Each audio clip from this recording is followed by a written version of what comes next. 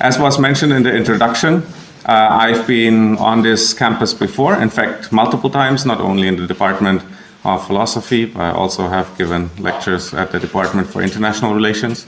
And it's always good to be back. At this point, it feels like home, and I feel very happy to get a chance to spend some time with you all.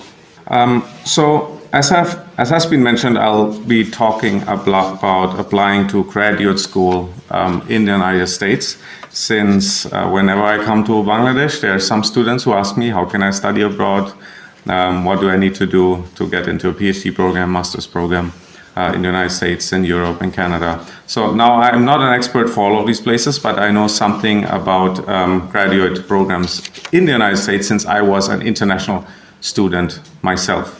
As you just heard, I'm from Germany originally. So I was born and I grew up in Germany. I did my bachelor's and master's there, and then I did my PhD in philosophy in the United States, in Houston, Texas, at Rice University. So I myself went through the process. I was applying to graduate schools there, and I completed my PhD from the United States as an international student. So I would like to share some of my experiences with you, and I hope some of it will be helpful to you on your academic journey. Now, I had to prepare a nice PowerPoint presentation with lots of information about this. Unfortunately, we don't have power right now. Maybe it will come back later, but Shamoshanai, it doesn't matter. We will manage. But what's written on the handout, I'm not sure everyone got a copy. I made, I think, 120 of them. I'm not sure it was enough for all of you. If some of you didn't get a handout, I hope you can get the chance to make a copy from a friend later. It has some useful hyperlinks at the bottom, but you'll note that a big portion of it is empty for your notes, since I don't know what you already know about the application process, about studying abroad. So I thought each one of you should take down the information that they find most relevant to themselves personally. As you'll see, I wrote in the first line of the handout, please email me if you'd like a copy of the PowerPoint. So that's more relevant now even than before, since you won't see the PowerPoint presentation. So please, if you're seriously interested about studying in the United States, do send me an email. My email address is on the handout, and ask me for the PowerPoint. The PowerPoint contains lots of useful information and references. Not all of which I will be able to mention. A lot was on the slide. So please, if you're seriously interested, please do email me. I'll be happy to send you a PDF copy of that PowerPoint presentation. All right, so let me start with some of the reasons. So I should put a disclaimer. So I'll mostly be talking about the United States. At times I will compare to the situation in Germany, since that's where I'm from, and I'm roughly from, even though I didn't do my PhD there, I did my master's from Germany. I grew up there, so I know a little about the higher education system in Germany as well. So I'll draw some comparison between the two places. So those are the two places I'll be talking about. Obviously, there's many other wonderful places to do your graduate study in. You shouldn't restrict yourself to Germany and the United States. There's many other countries with many excellent universities and programs, but I'll be focusing on the United States and to a lesser extent on Germany. Also, I will focus on graduate programs in philosophy. So I'll talk about philosophy in particular because that's the discipline I'm most familiar with. I also believe most of the audience here is philosophy students, if I'm not mistaken. But if you're not a philosophy student, some of the things I'm saying might be useful as well, considering going abroad. So it's quite a few. Who would prefer, if you had a choice, who would prefer to go to the United States rather than some other place? So who would like to go to the United States? So few. Who would like to go to Canada? Like, I'm asking about your first preference, if you had a choice. And who would prefer to go to Europe? Okay.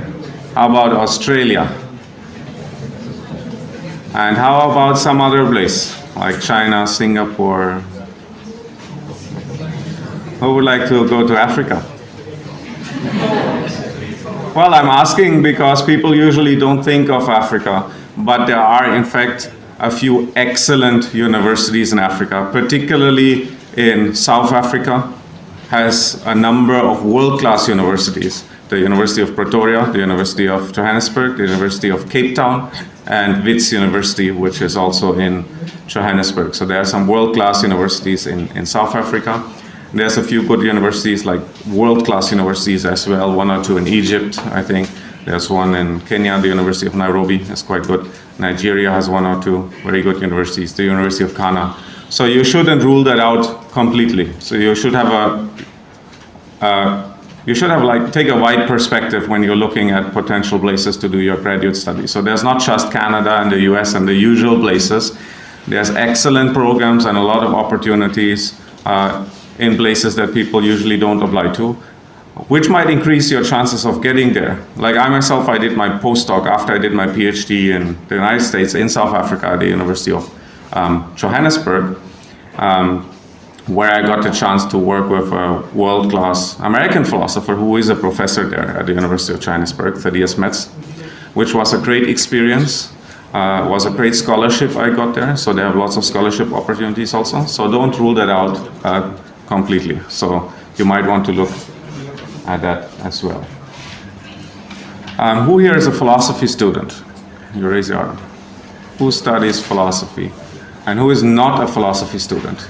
Student of some other subject. All right, so most of you, almost all of you, are philosophers. All right, and the one, two, or three of you who are not philosophers, I hope you'll gain something as well. Okay, perfect. Now, how can I click? Shall I just tell you, or? Okay, so I'll just tell you. All right, so let's start. So go to the next slide, please. Click. Okay. Now, before you decide to make a decision to go to graduate school, you have to be clear why you go to graduate school. And there's multiple reasons people have for pursuing higher degrees, such as master's and PhD degrees. One is personal interest or fulfillment. So some people study in graduate school because they have a personal interest in the field and they have a desire to contribute independently of career or anything else. They're just passionate about the subject, and that's a very valid reason. That's why some people choose to go to graduate school. My wife, for example, your Borishaila sister, she did her PhD, but was never interested in academic career. She's passionate about astronomy and physics, so she did a PhD in astrophysics. She wanted to learn more. She's passionate about the field, but she always knew she wants to be a high school teacher. So she never even considered academic career. She did it out of passion. So she didn't need the PhD for her career, but she wanted to learn. And learning in itself is valuable, and that's a reason why some people go to graduate school. Then, of course, the most common one of the most common reasons is to pursue a career as a faculty member at a university. So people pursue PhD degrees in particular because they want an academic career. And to be a professor at a university or at universities almost everywhere in the world, you need a PhD or at least a master's degree. So that's another very common reason. And then another reason that is often forgotten, especially in the case of the PhD degrees, is non-academic jobs. Employers, especially in recent years, increasingly recognize the unique skill sets that philosophers bring to the industry, to careers outside of academia. If you think about it, that makes a great deal of sense, right? As philosophers, we learn how to read texts, how to understand text, how to do research, how to construct argument, how to present arguments both in writing and orally, how to think logically, how to identify the most relevant information in a given piece of text. So these are all very valuable skills independently of academia, right? Everywhere, in any industry you can think of, and in some industries more than others, when it comes to publishing, newspapers, legal research, and so on. The skills that philosophers bring are very much of value, and employers increasingly recognize that. So in recent years, there have been op-eds and many articles talking about non-academic careers for philosophers, and employers now come to understand that. I don't know at which stage in that discussion you are in Bangladesh, but I know in the US philosophy graduates are in high demand also outside of academia. If that's not the case here yet, you need to work to convince employers that those skills are valuable and that philosophers are very much employable and should be valued with their skills. Now, that, of course, now next slide. Again, I don't have numbers for Bangladesh, but I'll give you some statistics from the United States. That a degree from a higher degree is useful also reflects in salaries after obtaining that degree. If you look at that, in general, there's a trend. The higher the degree, the higher on average will be your salary afterwards during your career. So it can be a good career move if that's what you're looking for. Next slide. Now, once you know why you want to go to graduate school, there's a few questions you need to ask yourself before making the decision to apply. You need to be very clear about where you see yourself in future, what you want to do with your life, what are your goals. And that also you should ask yourself honestly the question whether graduate school actually will make you a more competitive job candidate. Like if you're looking for an academic career, it's pretty clear that a PhD will help. If your goal is to become a professor, PhD is what you need. If your goal is to have a high-paying job in the industry, it can be a good idea to graduate school, but that's not necessarily true. If you go, can you go one slide back actually? So the previous slide. Yeah, if you look here, the average salary for the doctoral degree is actually slightly lower than that of a professional degree. So a professional degree will be something like an MD in medicine or a law degree or a professional master's in at the university where I did my PhD in Houston, Texas. We have a huge energy sector, a huge energy industry. A lot of people there pursued professional masters in petroleum engineering and fields like that. So it's no surprise that the average salaries are even higher than that of a doctoral degree, even though academically those are lower degrees. So let's go to the next slide again. So it's not necessarily true that a higher degree will make you more successful in the industry or will result in a higher salary.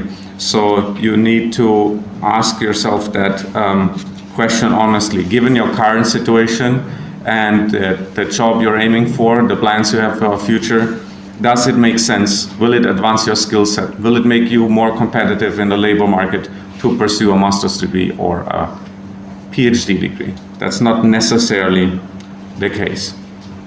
Now, once you have decided, yes, it makes sense for me, given my goals and plans for the future, to go to graduate school, there's a question of timing. Even though it might make sense for you in general to go to graduate school, it might not make sense right now. So timing is very important. And to answer that question, you have to consider your personal circumstances. What's your family situation like, right? Is there maybe a member who is severely or even terminally ill, right? And it might make sense to postpone going to graduate school until a time where you're mentally more at peace and you have a better chance of focusing on your studies. So you need to consider those personal circumstances. Are you mentally in a good space right now to stand the pressure of graduate school? Because graduate school is a lot of pressure, is a lot of work, and you'll have to give your 100% to be successful. It's a full-time job going to graduate school, and it demands a lot. But if you put the work, you can be successful, but you have to be in the right state of mind, you have to be in the right circumstances. So this is something to consider, and again, you need to be honest with yourself. Sometimes it's better to wait a little and do it later than to start in the middle of a personal crisis or in difficult circumstances. You'll be more successful in the long run. Next slide, please. All right, now once you have decided now is the right time to go to graduate school is the right choice for me, you will need to decide where to go to graduate school. So as I mentioned, because I see people taking pictures, you're welcome to take pictures, but send me an email, please. Don't hesitate, don't feel shy. I'll be most happy to send you all those slides as a PDF, and you can keep them. All right, so once you have decided you do want to go to graduate school, you want to pursue a master's or a PhD degree, you need to decide where to go. And as I mentioned earlier, there's lots of options, right? The world is a big place. There's almost 200 countries. So there's lots of places you can potentially go to, and lots of them have a lot to offer. I will talk about reasons to go to the United States. So I just, again, want to remind you that does not mean that other places are worse options. They might be better options for you, actually. But I'm talking about the United States since that is the place that I know best. So there's a number of reasons why you would want to choose the United States for your graduate study. One is variety in program. The United States is a huge country.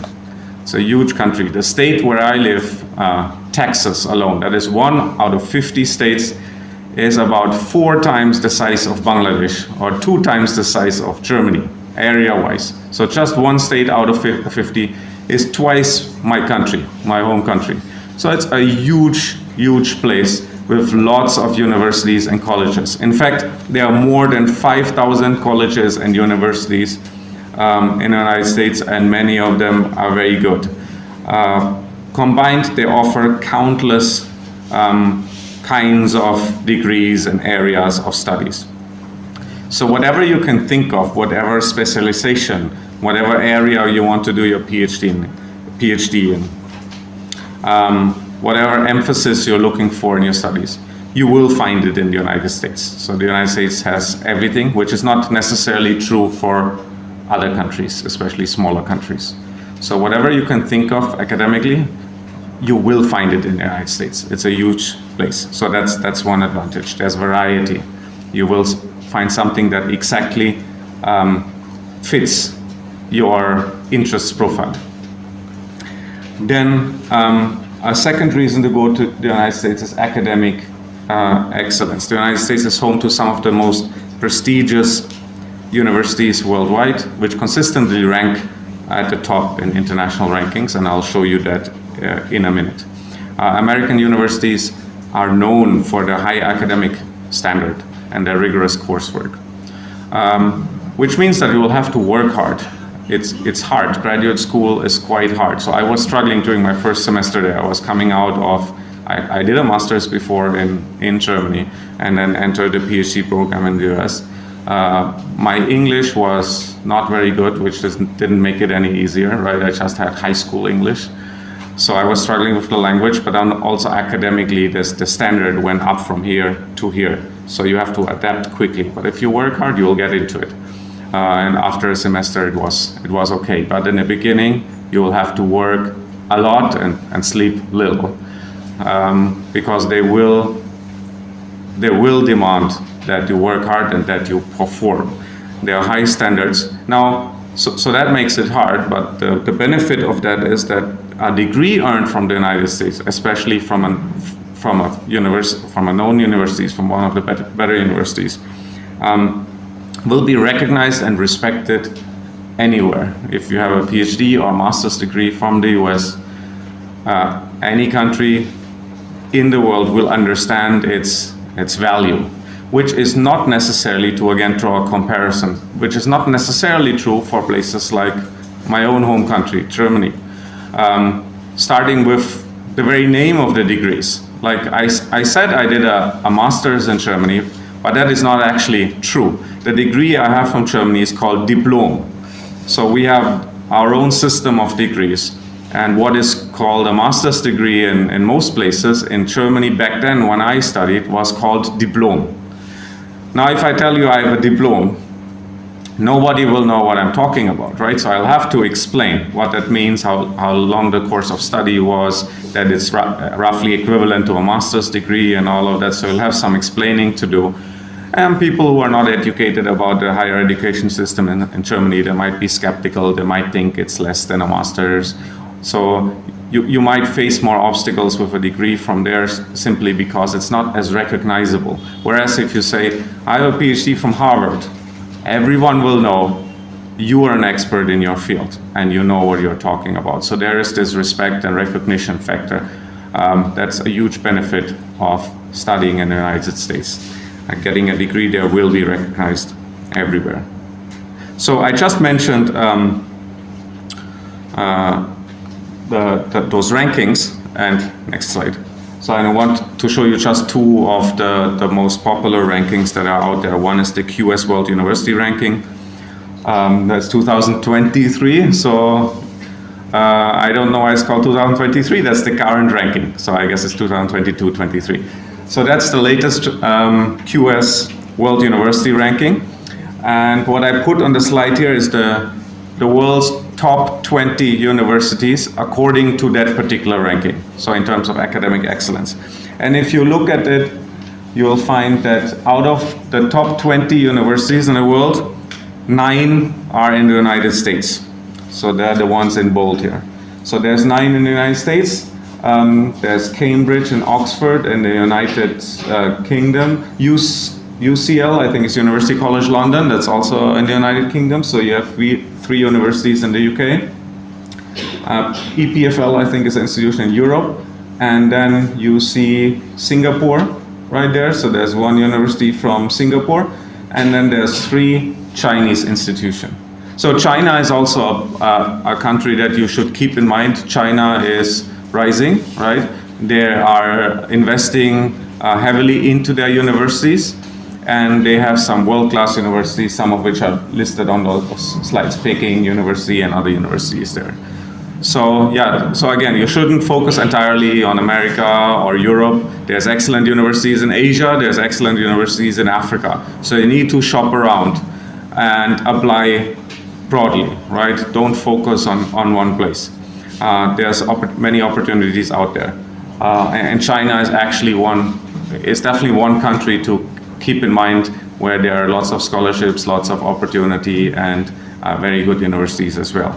But you see the country that you see mentioned most on this slide still is the United States, which is 9 out of 20. Next slide. You can see that even more starkly on the next slide. This is a different ranking, also one of the more respected rankings. It's the Times Higher Education World University Rankings of 2022. And again, I put on the slides the top 20 universities in the world according to that ranking. And here you see even more American universities. In fact, 12 out of 20 universities in that particular ranking are US universities. And then again, we see Oxford, Cambridge, Peking is again there, and the other Chinese university, Tsinghua. And there's a Canadian university, Toronto, and another UK university, UCL, and Imperial College London. So here we actually have 4 UK universities. But again, the majority of universities on this slide are American universities. So that's just to emphasize the fact that the most prestigious universities are still in the United States, but that is changing quickly. Maybe in 10 years, it will be majority Chinese universities, I don't know. But right now, universities is still the place to go from a research and academic perspective. Next slide. So that's another reason to go to the United States.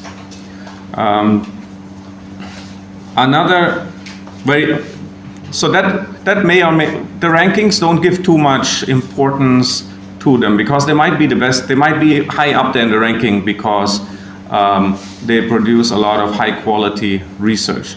But as a student, that's not the only thing you're looking for, right? You're looking for support, you're looking to learn. So you're looking for a university that teaches well.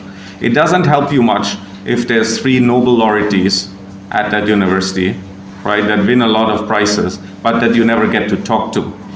That won't help you as a master's or PhD students. So you should not focus exclusively on those rankings. You should consider a number of other factors, and one very important factor that you need to consider is the support system those universities have in place for international students. And here again, I think, in my experience, the university in the US stand out.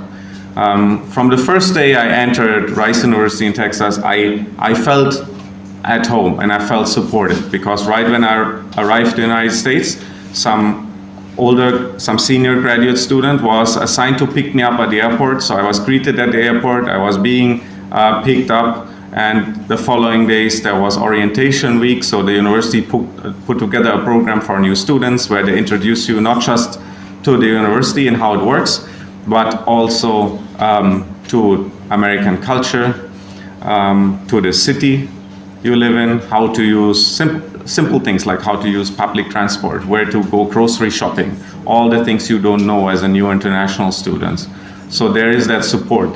They had a bus that brought us to the grocery shop weekly so that we can do our shopping. So there's this infrastructure for international students because the United States is used to having international students over. So they are prepared for that, and they have support system in place that you will not find in many other places. Like I can tell you for Germany, it's very different. If you study in Germany, you'll get there.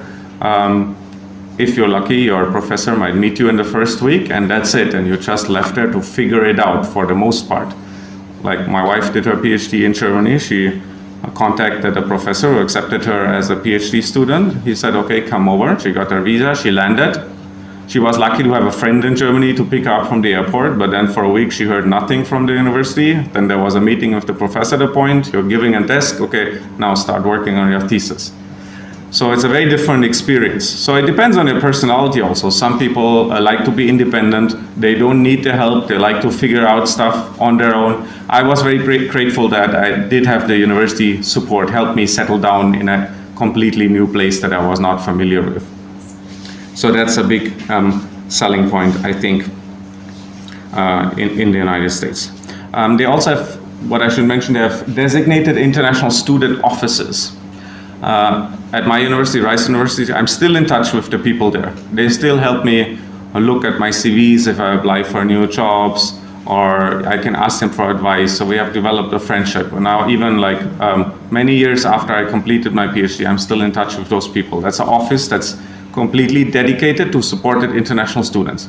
You can go there with any problems you might have. If you have trouble communicating with your if you have any problem with your supervisor or with your department, but also if you have some non-academic problem, right? If you experience heartbreak or depression or need counseling or you get sick and don't know which doctor to go to, you can go there and they'll help you and you'll feel supported and cared for.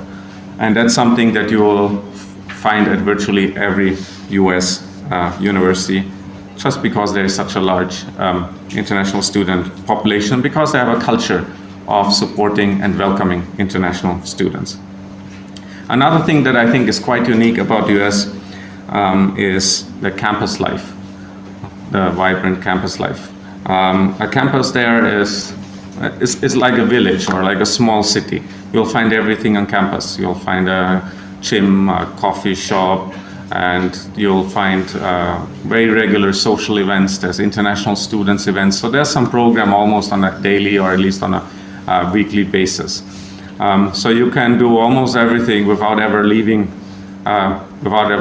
campus, and you'll find entertainment, you'll find friendship, you'll find cultural enrichment, which adds to the study abroad experience significantly, and which is part of the learning. Next slide. So I already mentioned a number of times that there is a culture of welcoming international students. As a result, you will find many international students at almost any campus you can go to in the United States. Also, the US in general, as you all know, is a melting pot of different cultures, religions, races, and so on. So the whole world lives in the United States, which is a huge benefit because it allows you to learn about other people, other cultures, other religions, and that will help you, and that will become a part of your education, and that will also help you on the job market.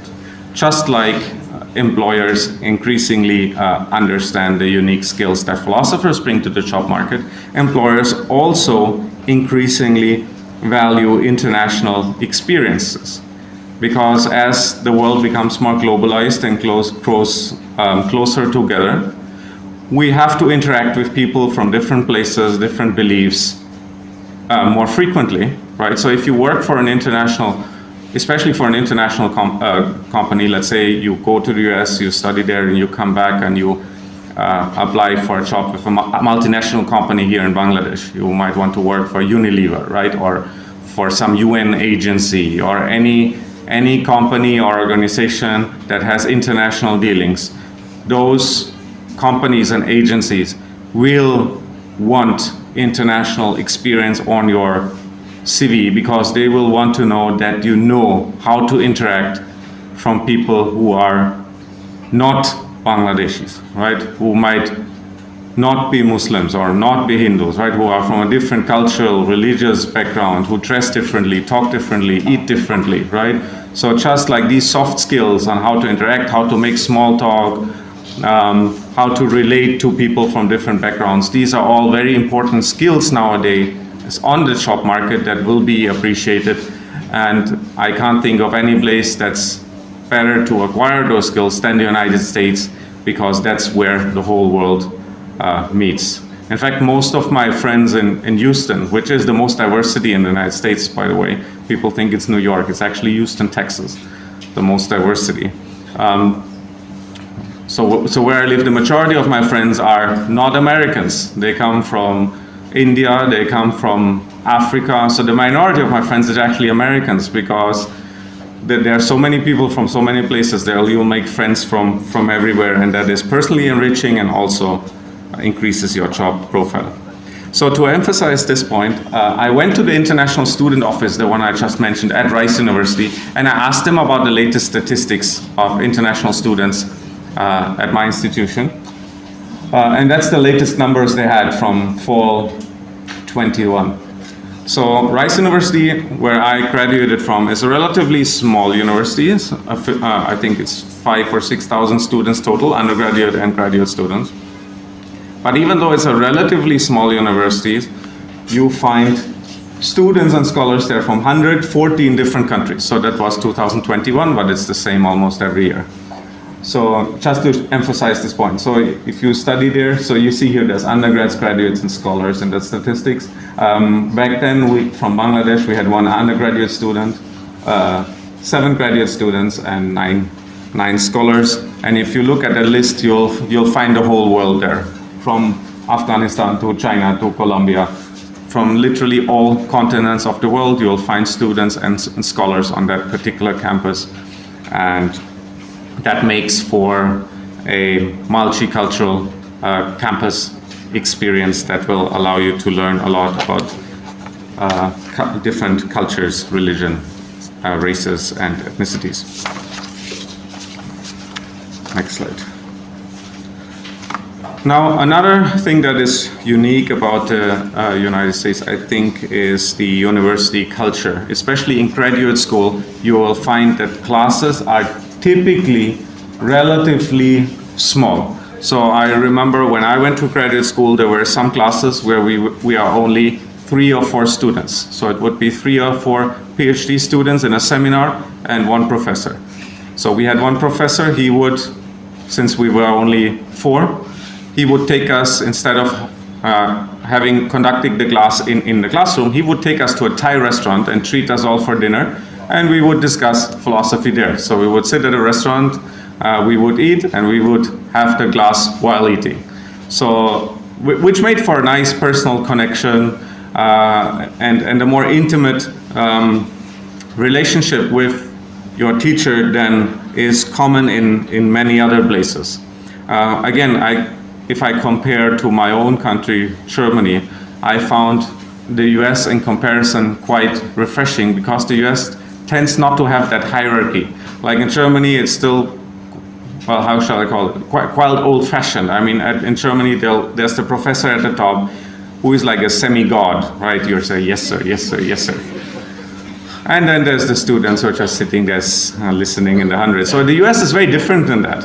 And I found that refreshing. Like my PhD supervisor, his name was George. So from the first day, I wouldn't call him professor or sir.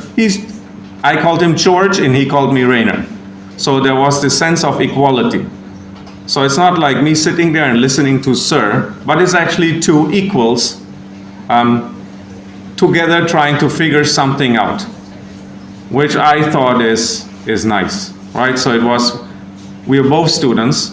He is a senior student, I'm the junior student, but we are both students and we are trying to understand some text or whatever we are discussing together as equal partners in truth seeking. So it's a very informal culture, right? You call professors by their first name, sometimes you have a coffee with them or you meet them for a meal. Like if there's some discussion in class that you couldn't finish in the class time, they might ask you out for a coffee or invite you to meet them at their office. So you don't feel the hierarchy as much. And that's not just true for academia, but in general, and that's something that I appreciate about the United States. Also in society more general, you don't feel the hierarchies as much as you feel them in other places. Like if you go on the bus, right? There might be a homeless person and a banker in a suit. And they'll address each other with equal respect. So the guy in the suit will greet the homeless person calling him a sir or something. Sir, how are you today? So the interaction in that way is quite respectful and polite, and that's something I appreciate there. Also, the way classes are conducted is quite different from what I know in Germany. You will be encouraged and expected to participate, so it's more of a discussion than a lecture. As I mentioned, the classes will usually be very small in graduate school, so you'll sit around a table or in a small room, and you're supposed to voice your opinion, share your thoughts, your ideas, and others will be interested to learn from you, including the professor. So again, that will depend on your personality. If that's something you'll like and appreciate, and then can utilize, or if you would rather just sit and listen and take notes. But I would encourage you to,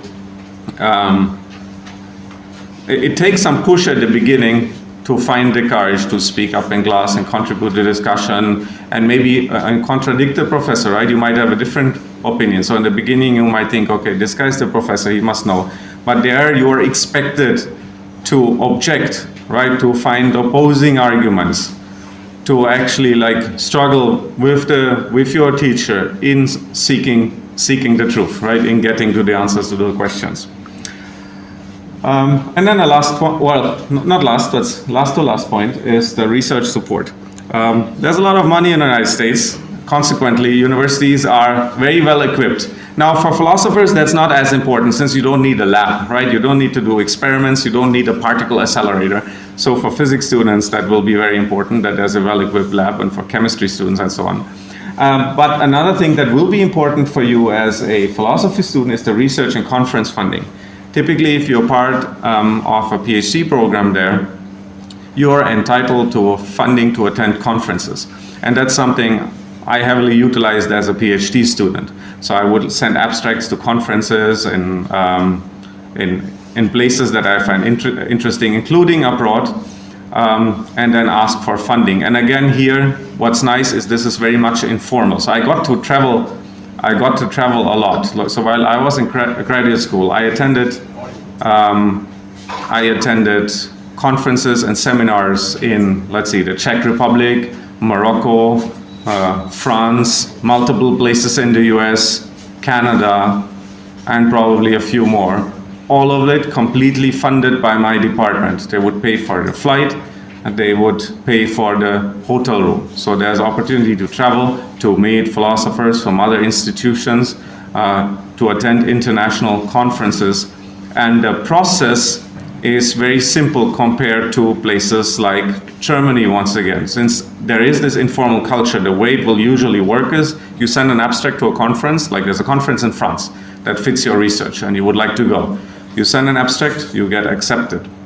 Then you forward that email to your department head or to the graduate program coordinator and you say, well, I got accepted to this conference, can you guys pay for it? Right? It's like 2 sentences in an email, and if you're lucky, or for me it was true most of the time, the department head will write back, yeah, sure, we still have some money left in the fund. You go, and afterwards you submit your receipts and you'll get a check. And that's it. So there was no form to fill or anything like that. So again, if I compare to the bureaucracy of Europe, you'll have to apply you'll have to fill a funding application. It needs to get stamped by the department head. It goes to higher up the chain, and it comes back, and maybe 3 months later you'll have a decision whether or not you can go, and by that time the conference will be over. So that is very much different at many universities in the United States. It's very much informal. You send an email, your department head says, yeah, sure, no problem, we have enough money, and that's it. That's just the email, that's informal. You go, you submit your receipt, you'll get a check. So most of the times I had my funding in 1 or 2 days without filling a single form. So that's something that you should utilize if you get a chance to do your PhD or a master's in the United States. And then as a last reason, the United States is a beautiful place to be. Of course, that should not be your primary reason of going there. You're going there to learn and to study, but it's a nice bonus that it's a nice place to be, where there's a lot to explore. And once you're there, especially if you have a scholarship, travel within the United States, it's very much affordable if you know how to find the cheap buses and how to find the cheap rooms. And I encourage you, if you get a chance to go there, explore that big place. It's a huge country. Can anyone tell me what those places are? Top left is what? Raise your arm. Come on, top left is easy. Yes? Manhattan. Yeah, that's Manhattan. Thank you. Bottom left.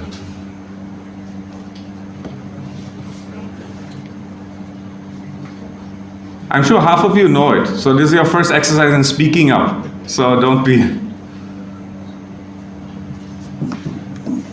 Bottom left, what is it? No idea? So that's the Grand Canyon in Arizona and Nevada. So the Grand Canyon is a big national park with a lot of natural beauty. And then top right is the mountains in Colorado. You might have heard of the Rocky Mountains. And then bottom right is Miami Beach, Miami. So since it is a huge country, you will find all kinds of landscapes, all climate zones are there. You can see the ice in Alaska, and you can lie on the beach in Miami. You can climb mountains in Colorado, or go hiking in the Grand Canyon. You have huge cities like New York, and there's equally small towns to explore. So it's a beautiful place to be, at least I think so. And there's a lot of variety. So taken all these reasons together, it is no wonder that the US is the most popular international student population. If you look at the numbers, the US is by far the most popular destination for international students, with more than 1 million students going there per year, followed by the UK.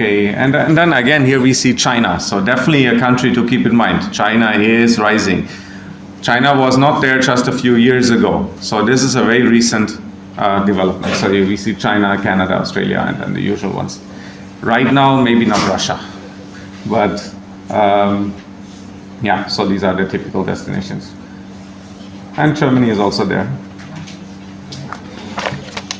All right, so let's say you have decided you want to go to the United States.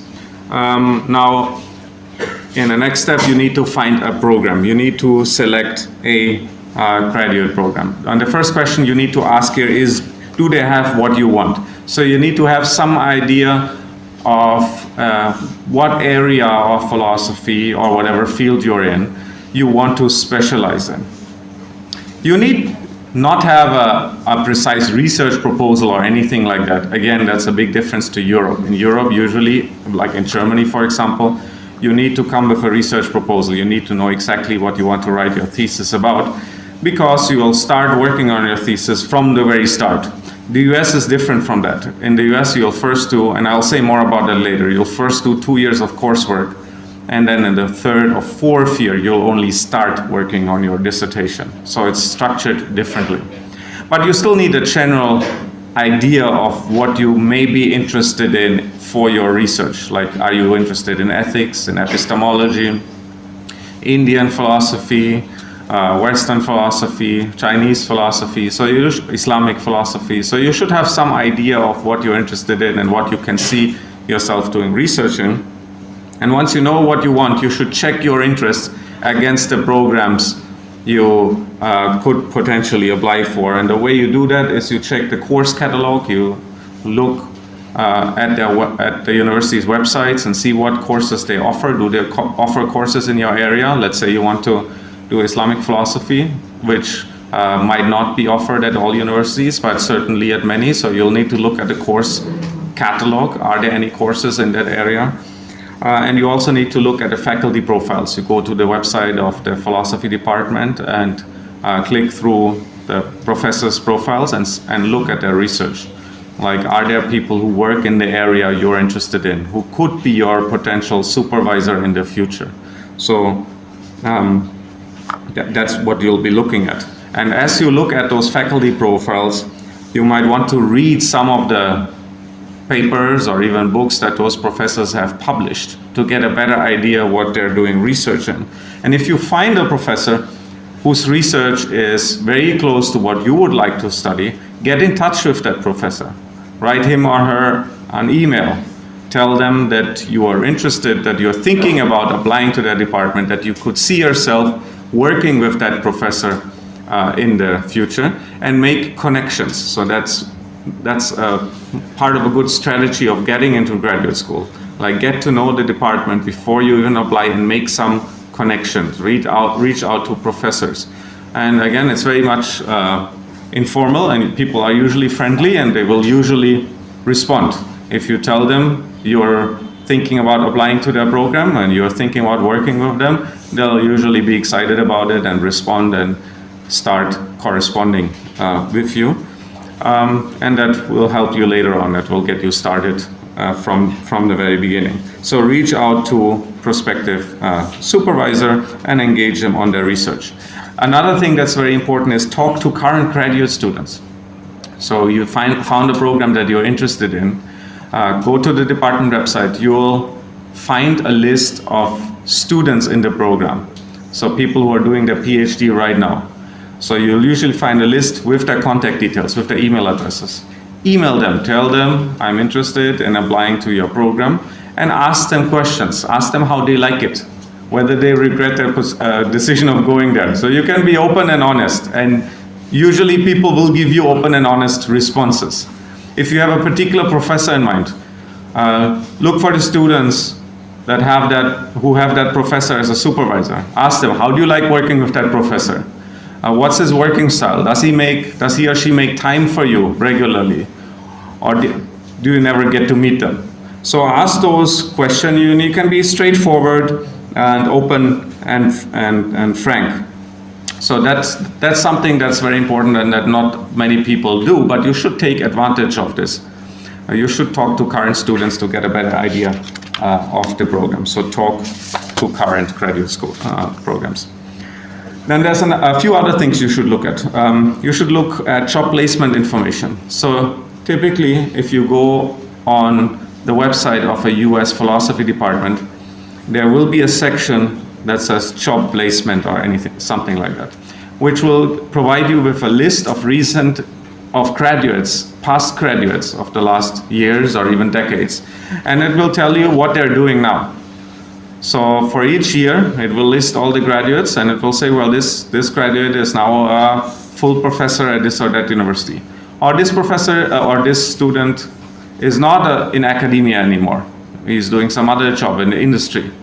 So looking at that data will give you an idea in how successful the department is in producing future faculty members, future researchers, right? If that is your goal, if your goal is to become a professor, look how many professors the department produced, how many of the students actually became professors after obtaining their PhD, and where did they become professors? Did they become professors at world-class universities, at good universities, at universities you have never heard of? So this is all data that will give you an idea about the quality of the department. So that's something to look at. Next thing is accreditation and credentials. That's something I mentioned because of an experience I had a strange experience I had in Dhaka a few years ago. I was at a conference, and then there was a dinner afterwards. And then there was some American guy, and all of a sudden, like, some local students from here, they came with like the full gown and the doctoral hat, and that American guy was handing out degrees to them, PhDs and masters. So I didn't know what it was about, and I looked into it afterwards. And it turned out the university where those Bangladeshi students got their degree wasn't a physical university at all. It had some address in Arizona, a PO box. There was no building, no nothing. And so I did some background check on that university, and it turned out and there are a lot of these universities in the US that are, I don't want to use the word scam, but are not recognized, because anybody can just call anything a university. It's not regulated, right? So any guy can just set up a website saying, okay, this is now the University of whatnot, right? We offer PhD, masters, and this or that, and print out degrees on a piece of paper and hand them out after doing whatever coursework they came up with. So you have to make sure that what you're applying to is an actual accredited, reputable university, and not fall into the trap of a scammer or a university that is not accredited. So yeah, I don't know the context of what was happening at that program, but what I do know is that those degrees those students were given will not be of very much value, especially internationally. I don't know how much value they will have in all contexts, but those are not reputable degrees. So you have to be careful. You need to make sure the university you are applying to, check, do they have a Wikipedia page? Are there any newspaper articles about that university? Like, can you find an article in the New York Times or the Houston Chronicle or any of the big newspapers, or Al Jazeera or any of the big news outlets? Do they write about that university? Like, is it an actual university with a campus, with an international reputation? Who is teaching there? So you need to do those background checks, because your degree will not be worth much if it comes from a place that is not respected. So that's something I just wanted to mention. Resources, less important for philosophers. You don't need a lab. You might need a library, right? If you're interested to specialize in a very narrow subject, right? Let's say medieval Islamic philosophy or something like that, right? Something narrow. You might want to check whether the university library has relevant collections in that field. So there might be some universities that specialize in that, and that have libraries that specialize in that field, and that have original manuscripts from that time, right, that you can use in your research. So sometimes it can be, or let's say you want to specialize in German philosophy, right, and you want to actually learn German to read the German originals.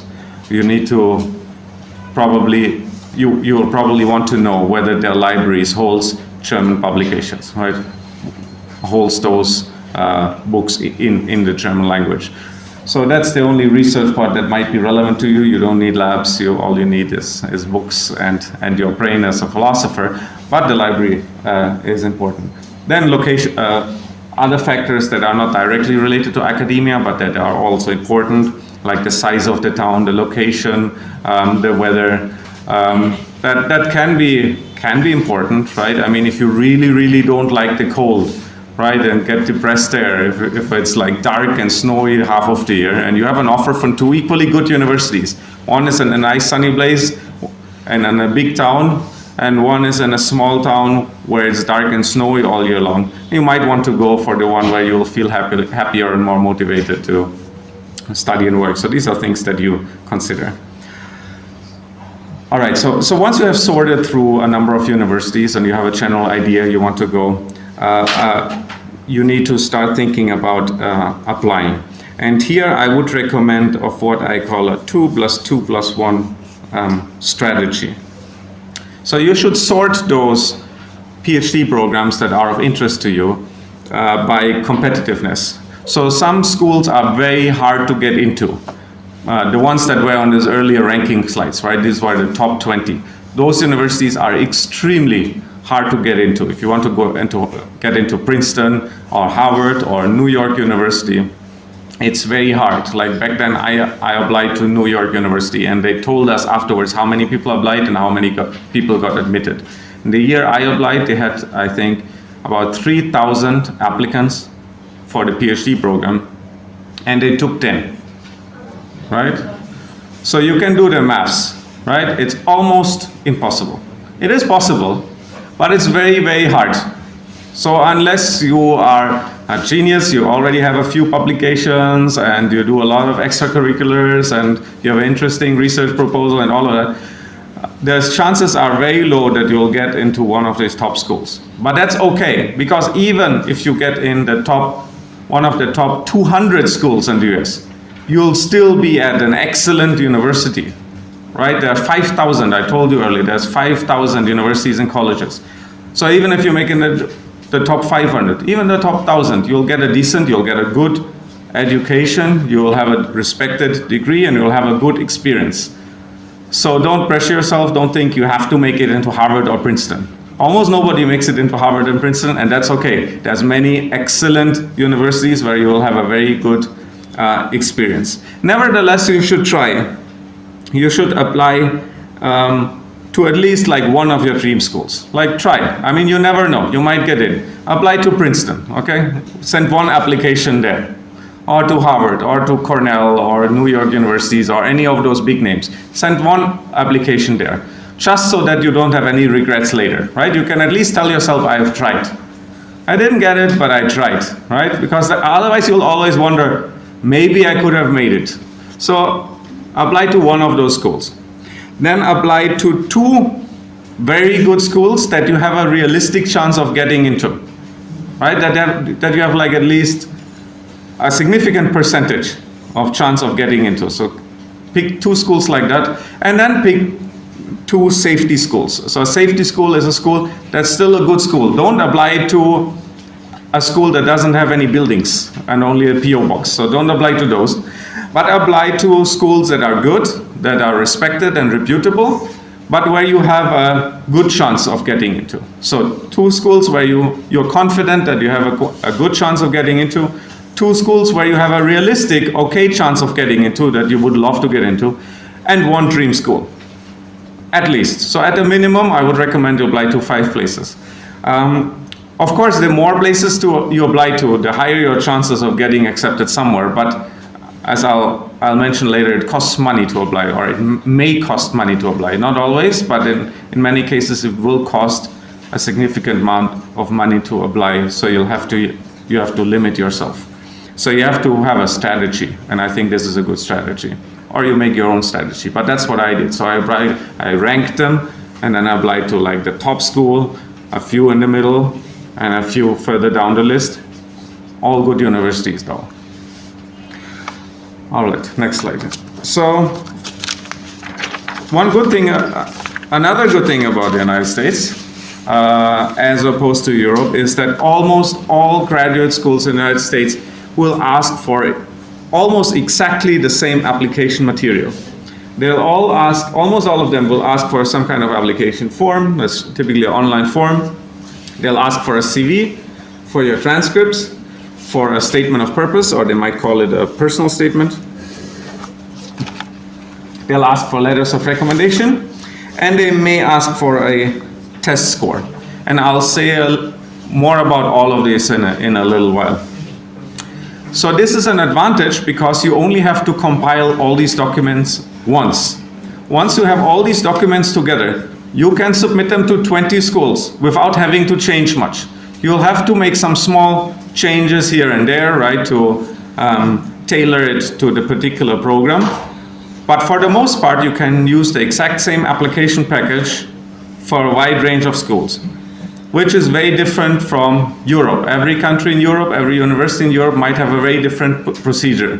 Like one university will give you a very specific question to write an essay on, another one ask for this test, another one for another test. So requirements vary widely in Europe, whereas in the United States it's pretty much standardized. So it's less work to apply to more universities, which is an advantage. Now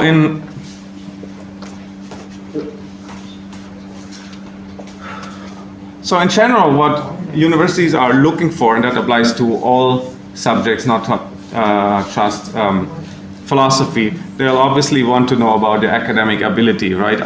Do you have the potential to be a future researcher? because that's what they're primarily looking for, right? They're looking to create the professors of tomorrow. So it's academic ability, but it's not just that, right? It doesn't help if you're smart, but you're not motivated, right? So they're also looking for personality traits.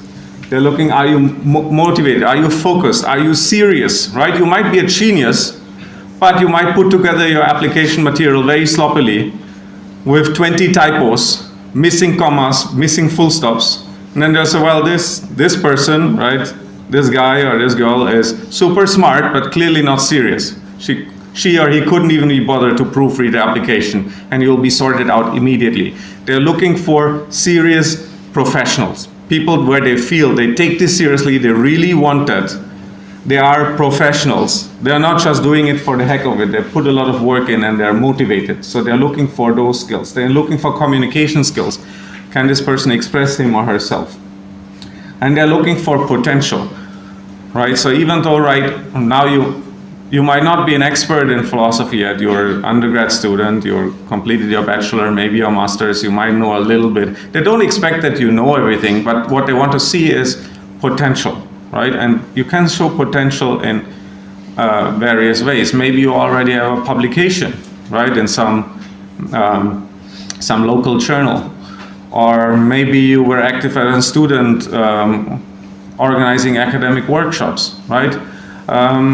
Or in your personal statements, they can see that you have a very clear idea of what you want to do your research in, and you already have some interesting questions in mind. All those things show potential. And yeah, other personal qualities that are listed here. Are you mature? Are you committed? Can you work independently and in teams? Do you have good discipline? And all of that reflects in your overall application package. Next slide.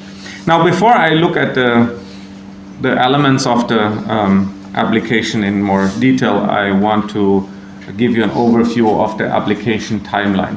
So right now it's already August. So graduate programs typically, especially PhD programs, typically start in August every year. So if you want to start your PhD next year, August, you're already late now.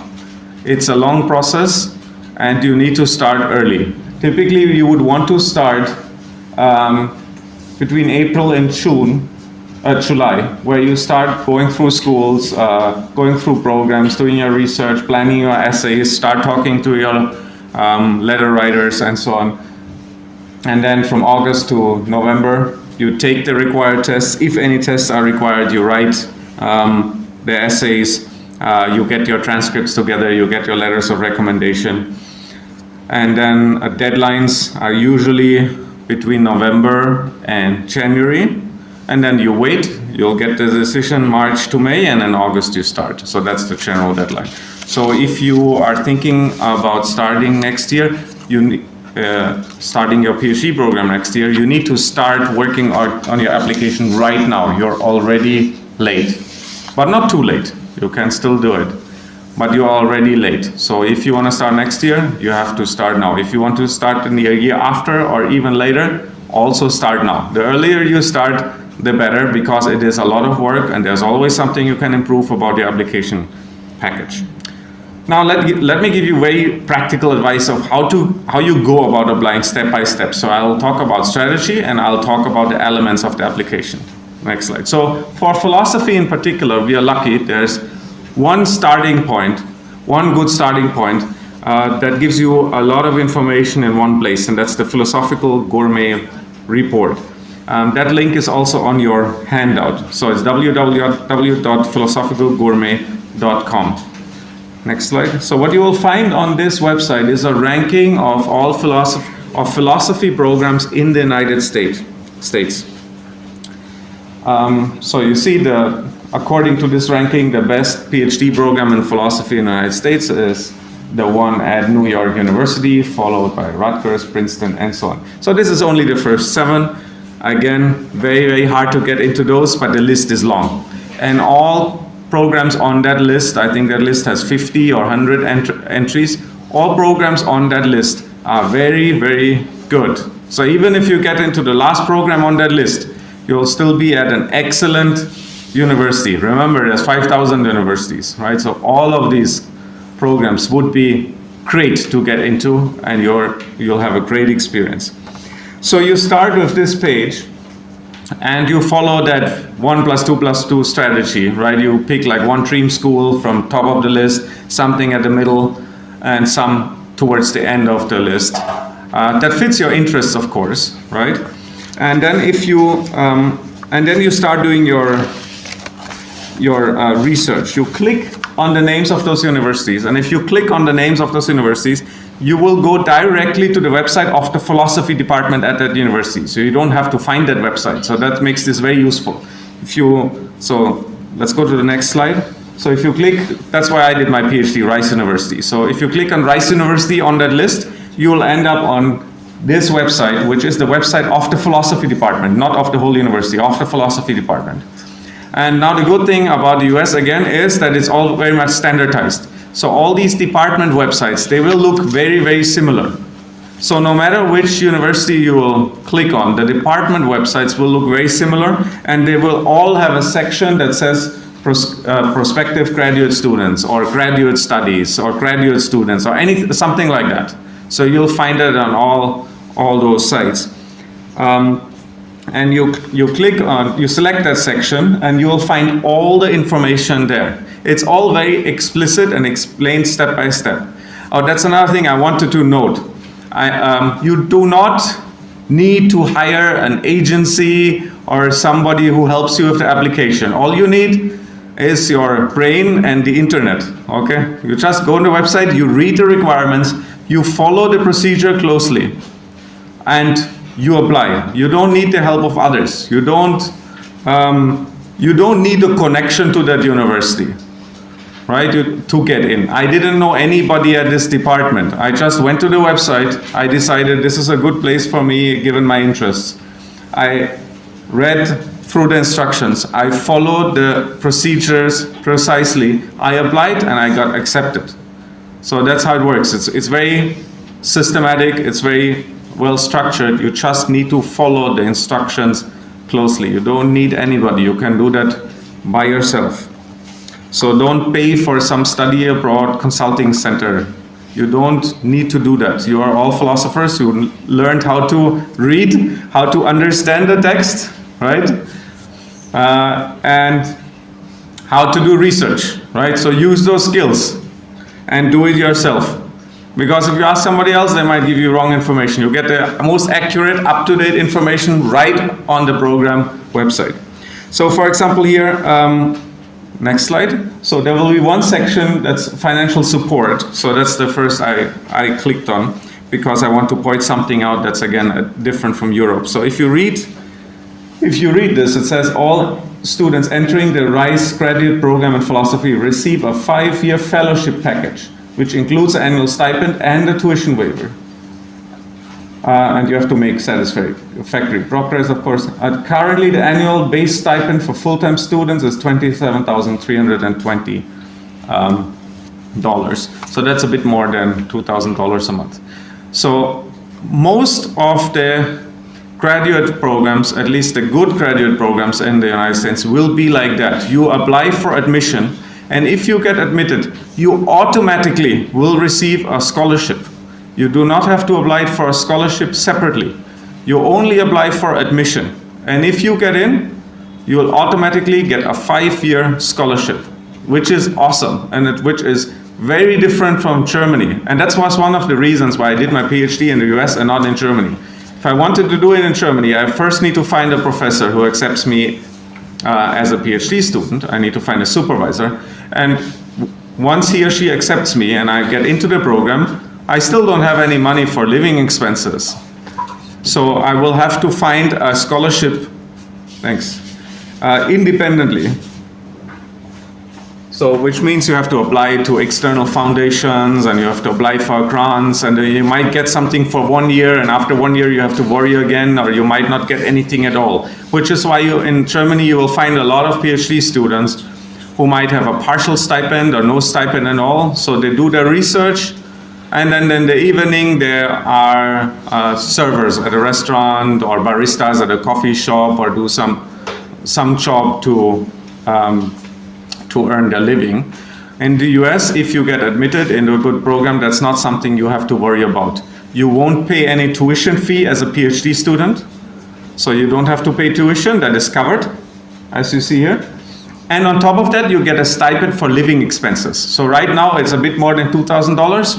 When I did my PhD, which was some time back, it was $1,900, which is not too much in the United States, but it's enough to live comfortably. You'll spend about $1,000 for an apartment, and then you still have more than $1,000 left for food and entertainment and transport, and it's enough. You can even save some money if you're good with money. So you won't have to worry about money. You can spend the entire 5 years focusing on doing philosophy. So it's guaranteed. So that's something I wanted to point out. So that's a huge plus for the United States. It's a huge plus, because it makes it much easier. You should only apply for admission. If you get in, you are awarded automatic scholarship, and you don't worry about money for the entire 5 years you spend in that program. And that's something you learn by just reading the department website carefully. Okay, next slide. Let's look at the requirements. Again, here's something I want to point out that some people don't know about. Because some people think, well, it's very expensive to apply to the United States. I won't be able to afford it. Now, there's something you can do if you're struggling to pay application fees. Again, reading helps. Use your brain, read the requirements. So there's an application form, there's the deadline. You see, RISE is December. I told you most deadlines are between November and January. So RISE is just in the middle, as December 15. They are very strict, by the way. Here it says 11:59 p.m. Eastern Standard Time, December 15. If you submit your application 1 minute later, you will be rejected automatically. Okay, so it's a very structured system, but you have to follow the instructions. If you disregard one of the requirements, you will be automatically rejected. Okay, so it works well, the system, but you need to work with the system, and you need to make sure you meet the requirements. So if that's the deadline, this is when you need to submit, not 1 minute later. You cannot submit 1 minute later and then write an email, oh, I'm so sorry, I didn't have power or something, I couldn't submit. No. Then they'll ask you, so if you know there's no power sometimes, why didn't you submit a week earlier? Right, so it won't work. You'll have to wait another year. So make sure you follow those instructions. Okay. There's an application fee. So for RISE, it's $85, which is quite a bit of money, right? I mean, even when I applied from Germany, that's a lot of money everywhere in the world. And particularly in Bangladesh, where income is low on an average, that's even more money, right? So if you want to apply to 10 universities, it's $850, right? That's almost 1 lakh Dhaka, right? So that's a lot of money. But read on. If you have special circumstances which may merit an application fee waiver, please contact blah, the Director of Graduate Studies. You can, at most universities, you can ask for a waiver, right? You can send an email saying, I'm very much interested in applying to your PhD program. However, $85 is a lot of money for me. I'm coming from a low-income country. Right, I'm a student of Bangladesh. I'm coming from a low-income country. Here, $85 is a lot of money. I cannot afford the fee. Can you please waive it? So don't be shy. Don't feel ashamed or anything. Right? Ask for it. And most of the time, they will waive that fee for you because they are interested in getting diversity, getting a diverse set of incoming students. I showed you the slide for Rice University earlier. There were very few students from Bangladesh. So they'll be happy if more people from Bangladesh apply, since they want a broad range of students, and they want to, and they do have a culture of supporting international students. So make use of those opportunities, right? Asking doesn't cost anything. They might say no. I mean, it's not guaranteed, but they might very well say yes. So you just tell them, can you reduce it or can you waive it at all? And it's very much informal, and they might say yes. So that's something that a lot of students don't know. You can ask for the fee to be waived. So do that. Just send an email, say I'm really interested. So make sure they understand that you're really enthusiastic and that you're really interested in their program, right? Show them that you actually informed yourself. I'm really interested because you guys have a specialization in Asian philosophy. That's why I want to do my research in. I think I would be a great fit for your program, right? You have to like build it up like that. Don't just write an email, oh, hi, I want to apply, please waive my fee, right? I'm from Bangladesh or something. No. Okay. Show them that you're serious, that you have a reason why you want to apply to that program in particular, right? I looked at your faculty profile. I noticed you have an emphasis on Asian philosophy, on Islamic philosophy, on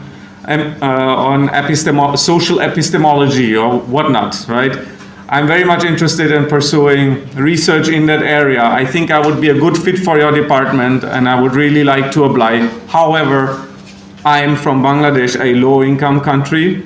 I cannot afford the application fee, or it would be hard for me to afford the application fee. Can you please reduce it or waive it? And if you write that email well, if you explain your reasons for asking for a waiver well, more likely than not, they'll waive the fee because they want to support international students. But you need to show that you're serious and that you have a reason for asking them in particular, right? So it's a matter of communication skills, once again, right? So please do not write like no hi, please waive fee, thanks. No, okay. All right, so that's something to know. So just try that, ask all of them, can you please waive? But you have to put effort, you have to tailor your email to every department, right? Ask all of them, ask many of them, ask 30 of them. So it's a full-time job applying, right? It's a lot of work, you have to do the work. And as long as you keep trying, opportunities will open up, but you need to be prepared to do the work. Okay, they'll ask for transcripts, I say about that more. Test scores, I wanted to point that out. A lot of students here, I noticed, are under impression, you need to do GRE and you need to do TOEFL or IELTS, okay? Not true. GRE, for example, most programs, especially after COVID, don't require the GRE anymore. RISE, the GRE requirement is optional. If you have it, you can submit it. If not, it's not required. It's not an important part of the application. You can do it if you like to, but it won't give you a significant advantage. And the GRE is important, is expensive and takes a lot of time, right? So it might be better to just not submit the GRE and use the money you save to apply to more universities. That might increase your chances, right? So if you are restricted in your funding, for example, don't use it for the GRE, use it for application fees. That might give you better chances of getting in, because the GRE really, contrary to common conception, like a lot of people think the GRE is really important. Most departments don't care much about these test scores because they really don't show how well you can do philosophy. They'll look at your writing sample, the essay you submit, at your letters. These are much more important parts of your application than the GRE, which is why more and more departments don't require it. And some departments even say they don't want it. So they will not accept the GRE. Again, you have to read. For each department, you have to read the requirements. So something I wanted to point out. Next slide. So same with the English language test. Again, you need to read carefully. They do require the TOEFL. So it's, first of all, it's not IELTS, it's TOEFL for the United States. Almost all departments, they prefer or require the TOEFL, not the IELTS. IELTS is Europe, or maybe Canada, I don't know, but not the United States. The United States is TOEFL. Again, there are waiver options. And if you follow that link, and if you look at the waiver options, you'll notice that it will say, if you did your bachelor's degree, or your high school degree, or your master's degree from an institution where English is the language of instruction, you don't need a TOEFL, right? The TOEFL is just to show them that you can communicate in English on a basic level. The TOEFL is quite easy, actually. Like the GRE is hard, TOEFL is easy. If you know minimal English, you'll pass with a decent score. It's only required if you never had any educational experience in English. If you already did a degree in English, let's say you went to an English medium school in Bangladesh, or you did your bachelor at this department, right? As far as I understand, most of your lectures are they in English or in Bangla? Both, right? So all of you had seminars or lectures in English, correct? So English is a language of instruction, right? So if you follow those waiver options, it will say if you did your degree from an institution where English is a language of instruction, you don't need the TOEFL, but you need to ask for the waiver. So again, you will need to send an email. You'll need to say, I did my bachelor's degree or my master's degree from the University of Dhaka. English is a language of instruction at the University of Dhaka. Can you please grant me a waiver? And they'll say, yes, more likely than not. You do not need the TOEFL then, okay?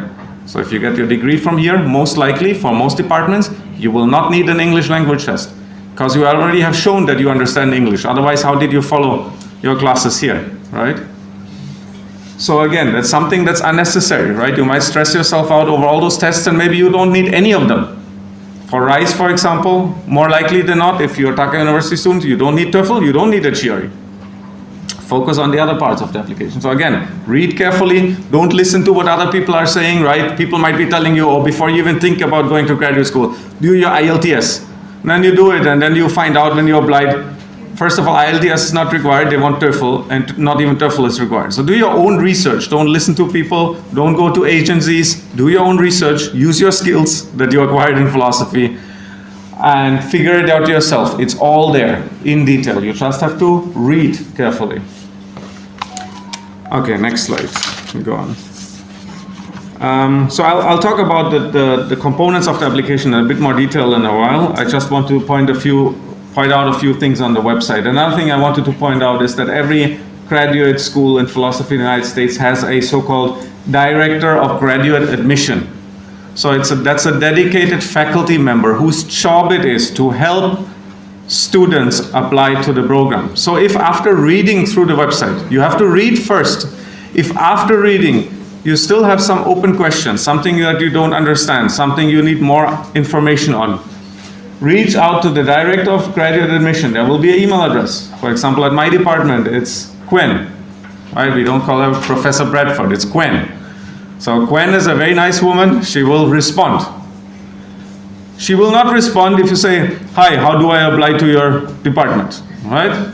You need to be serious. You need to show that you're a serious student. So you first do your research. You first read through the website. If after reading through the website, there's something you really don't understand or that you need more information on, then you email her and you say, Dear Gwen, or Dear Professor Bradford, you can write Dear Gwen, it's very informal. Dear Gwen, I'm interested in applying to your PhD program in philosophy.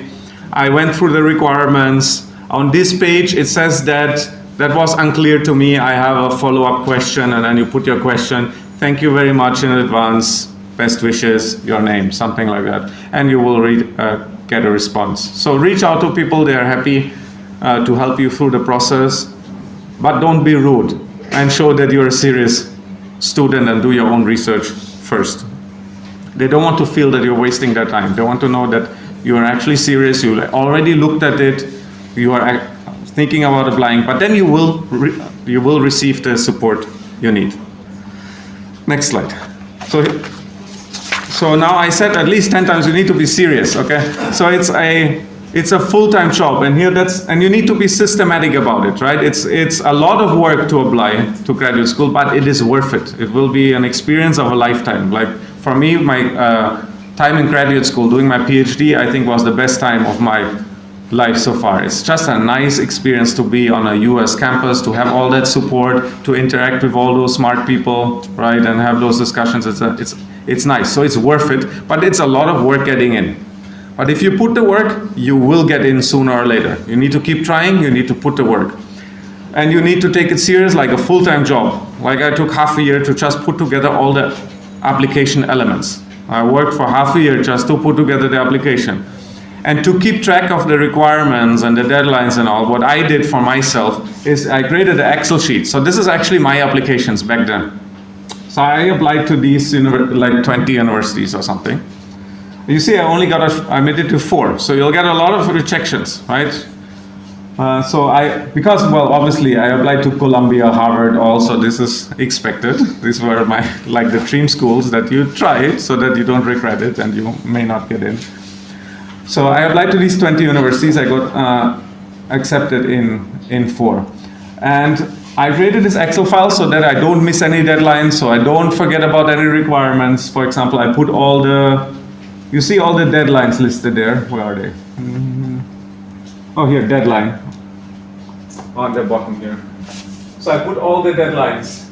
I put my login IDs and passwords. I just blocked it out, but because it's an online system, right? So I kept all my passwords here. Letters of reference, right? So for different departments, I use different reference letters by different professors, whatever I thought will work most. So you see, just to keep track, who did I ask to submit letters to which department? So these are like 4 professors that wrote for me. How the writing sample, am I supposed to upload it or send it by email and so on? The statement, the transcript, the CV, what are the fees, and so on. And whenever I completed a step, I colored the box green, right? So in the beginning it was all red, and as I keep submitting and putting it together, it became green and green until everything was submitted, and then I got my decisions. So you need to find some system for yourself to keep track of your applications and make sure you don't miss any requirements or don't miss any deadlines. So it's a full-time job. You need to be systematic about it. You need to be very well organized about it in order to be successful. All right, so yeah, let me hurry up a bit. I want to, since we're already late, but I want to tell you a bit more about the elements of the application and what you can do now. So even if you're an undergraduate student, you can already think about what you will need for your application in future.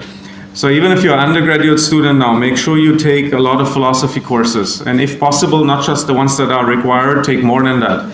Make sure that you take a wide range of philosophy courses. So even though you might already know you want to specialize in ethics, still take an epistemology course, take an ancient philosophy course, take an Islamic philosophy course. So make sure you have a broad education. They want to see that you have a foundation on which you can build, that you have a broad education. So that's something you can do now. Next slide, let me rush a bit. Test scores, I already mentioned that, the GRE and the TOEFL. Those are not weighed very highly by departments. Those are not as important as you think they may be. They may look at them if they're required. They may not look at them. Those are very much secondary. So if you're done with everything else, sure, then buy a book, maybe prepare for the test and try to get a good score. And if your score isn't that good, do the test again and hope for a better score if you have the time. But if the choice is between spending time on test preparation and spending time on working on your essay or your writing sample, it's much wiser, it's a much better decision to spend time on your writing sample than on the tests. Don't waste too much time on those tests. They are not as important. Other elements of your application are much more important.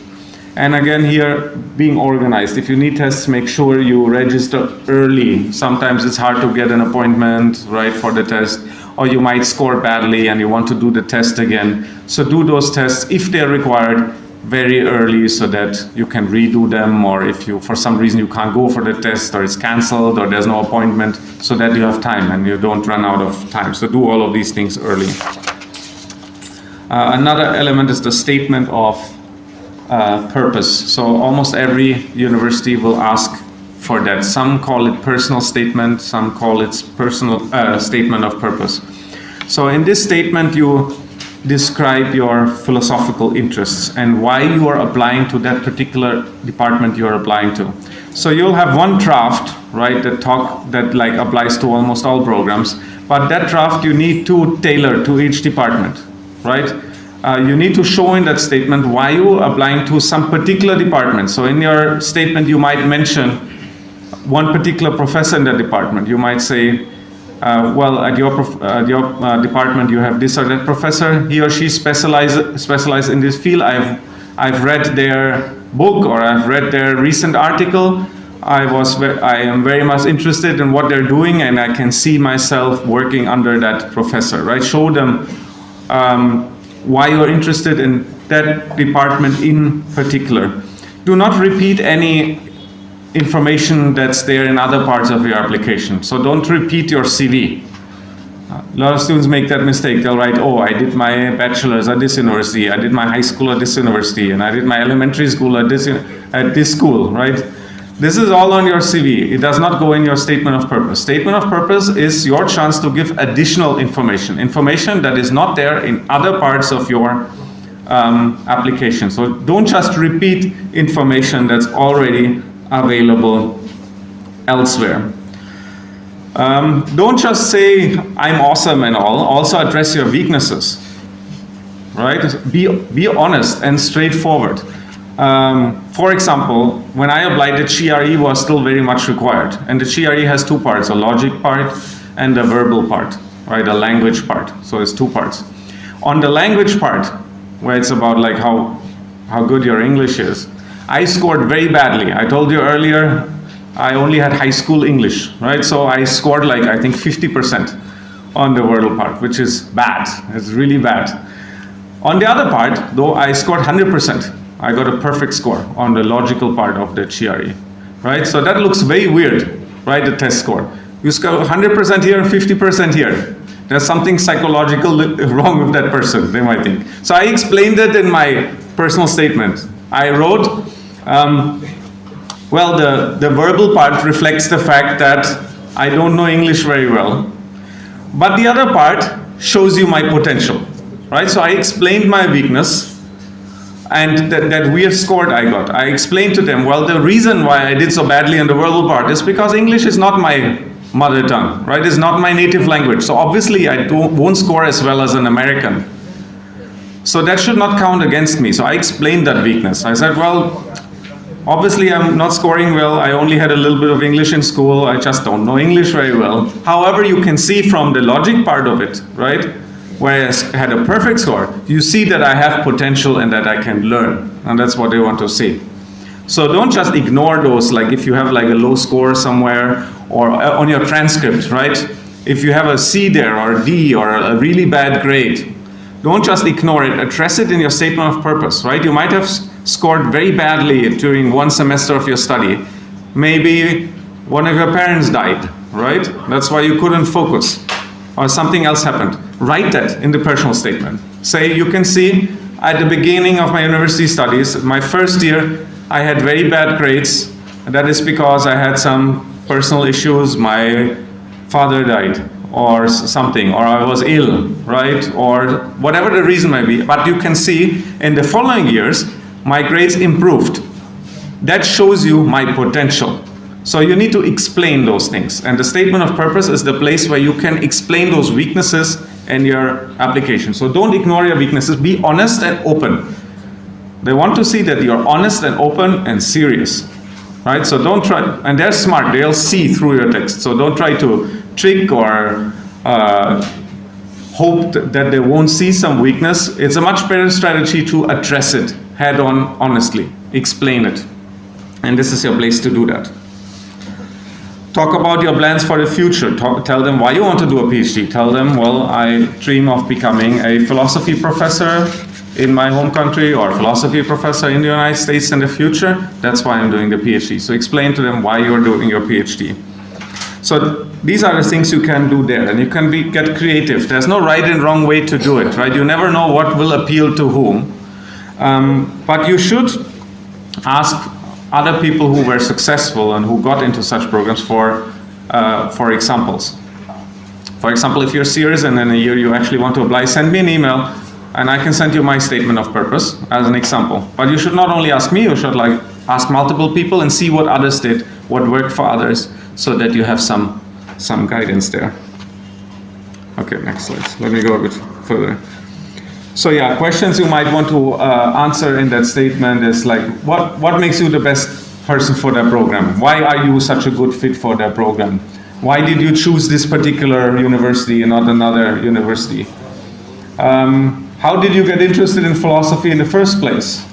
Right? Why are you interested in the particular field you want to pursue? Why are you interested in Asian philosophy in particular, or in ethics in particular, right? Give them some personal backstories. Write about your personal characteristics, right? Can you give an example that shows them that you're determined and that you're serious and that you actually want to contribute to the field? Maybe you have your publication already, right? Or you organized a workshop somewhere, so mention that. Show them you're a serious professional, you're a serious philosophy student. And then once you have a draft, get a second opinion. Ask others. So this is why I was saying you can't start early enough, because once you have a draft for all these documents, give them to others, give them to your professors, give them to outsiders, give them to friends, ask them for their feedback, how you can improve. There's always something you can improve. Now, the most important part of your application probably is the writing sample.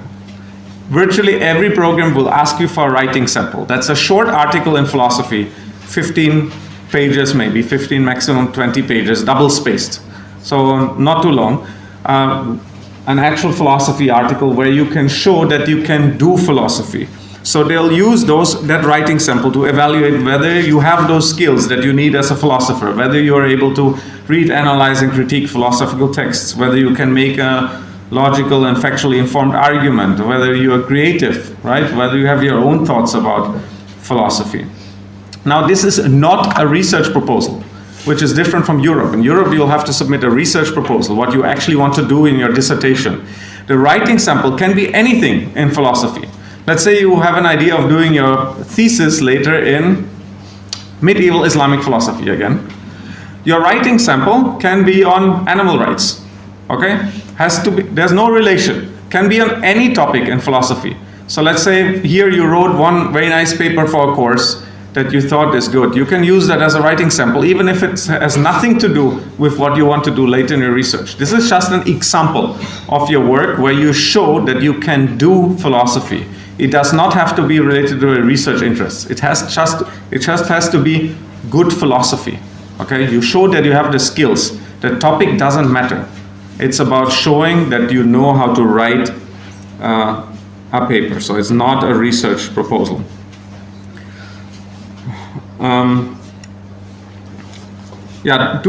Well, there's some more advice here. I won't go through everything since I'll be happy to send you the slides if you want to, and we are out of time. But take this part of your application very seriously and get feedback from your professors, from people who are already studying in the US, from your fellow students on how you can improve that part of your application. So this is the part of your application you should spend most time on.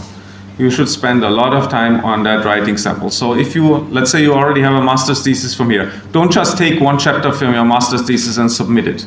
It should be an independent piece of writing, right? Not just like a part of a dissertation. It should be an independent piece of writing where you make one specific argument. So there's a style to it, and I encourage you to look at examples. You can find plenty of writing samples online of other people who have applied to PhD programs in the US. So look at those. Or send an email to people that are already PhD students in the program you are applying to. Send them an email, ask them, can you please send me the writing sample that you use to apply? Right? To just get an idea how it's structured, what the writing style is like, and what may or may not work. So look at examples. Next slide. Letters of recommendation. Here's very important who you ask. It's probably not a good idea to ask a professor that you only saw in a class with 300 students in it, because that professor won't know you, right? So what is he or she supposed to write? You need to find a professor who knows you well. So it's your job now, way before you even apply, to get to know your professors. Go to their office hours, go to their office, right? Interact with them outside of class, wherever you can. If you write something, right, in philosophy, ask for their opinion, ask for their feedback. That's a good way of getting to know your professors. Try to write an article for a student journal or for a local philosophy journal here, right? There's plenty of journals. There's at Dhaka University or in Bangladesh more generally. There's plenty of journals, including student journals. Try to write something for them. Ask your professors for feedbacks on what you're writing. Ask them, please, can you read it and give me some feedback. Make sure they know you. So that's something you can do proactively now. Make sure there are some professors here that know you personally, know your plans, know your academics. And then when you ask them, so you won't see the letters because they're confidential, right? So you won't know if it's a good or a bad letter.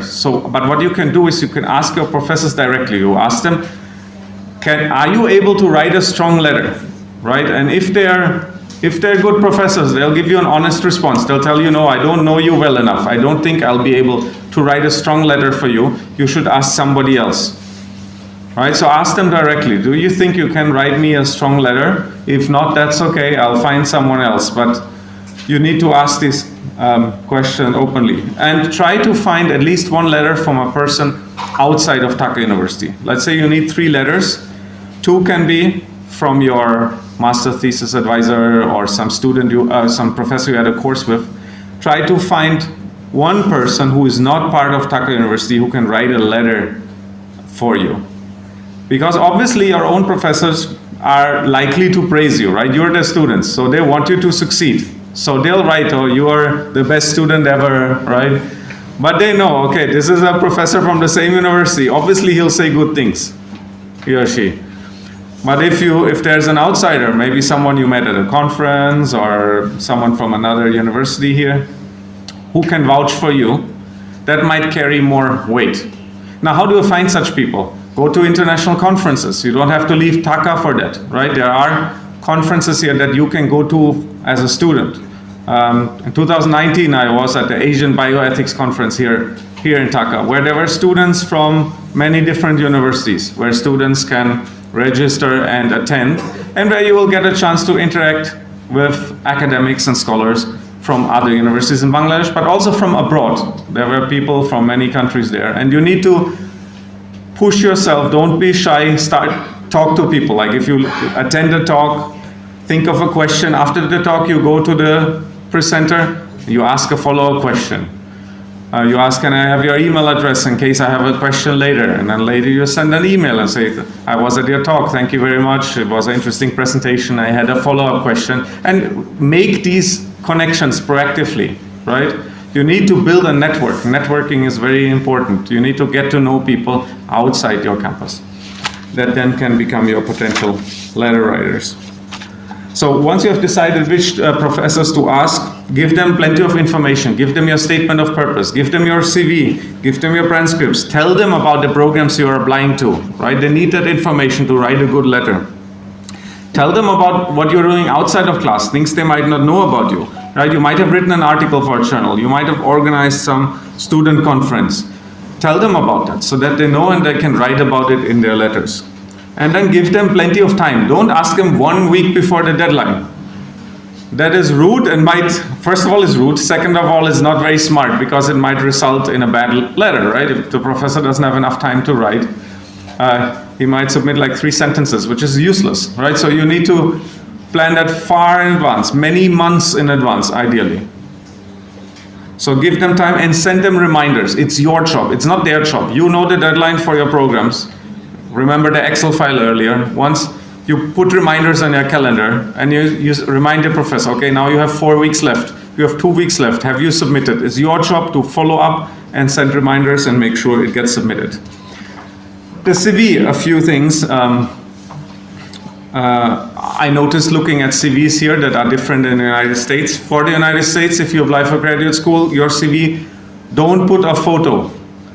Like I've seen how CVs are done here. And I've seen photos on CVs, don't do that. Do not mention your things like your birth date. Don't put the name and village of your parents, right? It's completely irrelevant. It is inappropriate in the United States to put it. Do not put your religion or gender, because this is all information about yourself that has nothing to do with your academic potential. So the way it is seen in America is that they don't want this information there because it could result in unfair treatment, right? Even if it's unconscious, right? If someone sees, okay, you're a Hindu, let's say, and the professor who is on the selection committee who decides who gets admitted is also Hindu, right? He might be a very fair person, right? And might not do it consciously, but subconsciously, he might feel closer to you because he's of the same religion, right? Or he comes from the same region, right? Or he might be biased towards a certain gender. So all personal information, or the photo, right? If someone looks beautiful and someone looks maybe not so beautiful, even if we try hard, there's always some subconscious bias, right? It's just natural. We cannot get rid of that. A beautiful person is more appealing. And since we don't want a selection process to be fair, photos are not allowed for that reason, right? The people who are making the decision should not know what you look like. They should not know whether you're a man or a woman. Many departments, they will actually take out your name. So your name is on the CV still, but you can tell from the name whether you're a man or a woman, right? So what they will do is the secretary there, they'll remove the name and then give it to the selection committee. They'll anonymize it, right?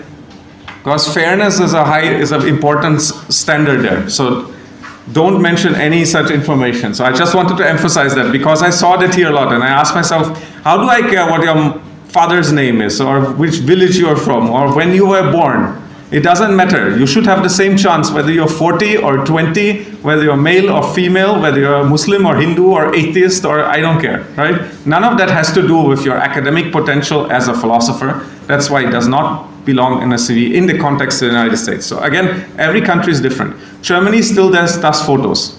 I don't think that's good, but Germany still has that culture. So I'm talking about the United States. So if you're applying to some other country, look at some sample CVs for that country. Every country has different standards for CV. Like in Bangladesh, you need to put much of this information, right? In Germany also, you need to put a photo. In America, you must not put a photo. It's strictly not allowed. Okay, so every country has different standards. And you have to look at examples to know the standards. So that's, again, you need to do the work. Next. Okay, let me wrap this up since I talked way too long already, but I think there's stuff you need to know, and I hope you'll find useful. All right, so you submitted your application, and you get into the program. Now let me say just a few words about what the programs look like in the United States. They're very different from Europe, and I mentioned it earlier. Usually what happens at PhD programs in the United States, the first 2 years you will do coursework, you will do classes, you won't work on any dissertation, you won't do any research.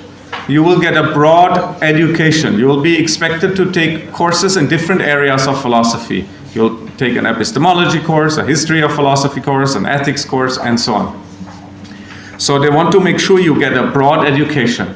And again, this is part of the reason why American degrees are so respected, because people will know that if you pass from a US PhD program in philosophy, you will have a broad education. You will know a little bit about epistemology, you will know about ethics, you will know about the history of philosophy, you will have a broad basis.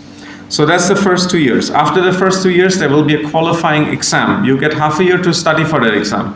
You'll get a list of papers and books to read, totaling 3,000 to 5,000 pages. So that's why they give you half a year. A lot of reading, and you'll do an exam on those 3,000 to 5,000 pages of philosophy. And that exam is, depending on the university, can be 4 hours, can be 5 hours, can be 6 hours. It's a long exam, okay? So you will do this at least 4 hour exam. It's called the qualifying exam. And once you pass that, you start thinking about, or you start writing a proposal for your dissertation. You get another half a year of that. You write a thesis proposal. That can be 20 pages, 30 pages, whatever. You write a thesis proposal and you defend it. So there's an oral defense. It's an event where all the professors are there. They'll ask you questions. They'll grill you. And only if you pass this, you can start working on your actual dissertation. Now, after you pass that defense of your thesis proposal, at most programs, you'll automatically get a master's without master's thesis. So that's why the whole program is taking 5 years and not just 3 years like in Europe. Because the master's is included in the PhD program. So after you pass that exam, you just fill a form, you apply, and you get a master's degree. That is why you don't need a master's degree to apply for PhD programs, by the way. A lot of people don't know that. If you want to do a PhD in Europe, you need a master's degree from here or from somewhere else, and then you can apply for the PhD. In the US, all you need to apply for the PhD program is a bachelor's degree. So if you're a bachelor student now, you do not need to do a master's to apply for a PhD program. You can do it. It helps you to learn more about philosophy, prepares you better to write a nice writing sample, but it's not a requirement. A bachelor is enough to apply for a PhD program in America. Again, important information and an important difference to Europe. Europe, you need a master's first. Okay. Because here you get a master's during your PhD studies. And then the last at least 2 years, up to 4 years or even longer, you write your actual dissertation.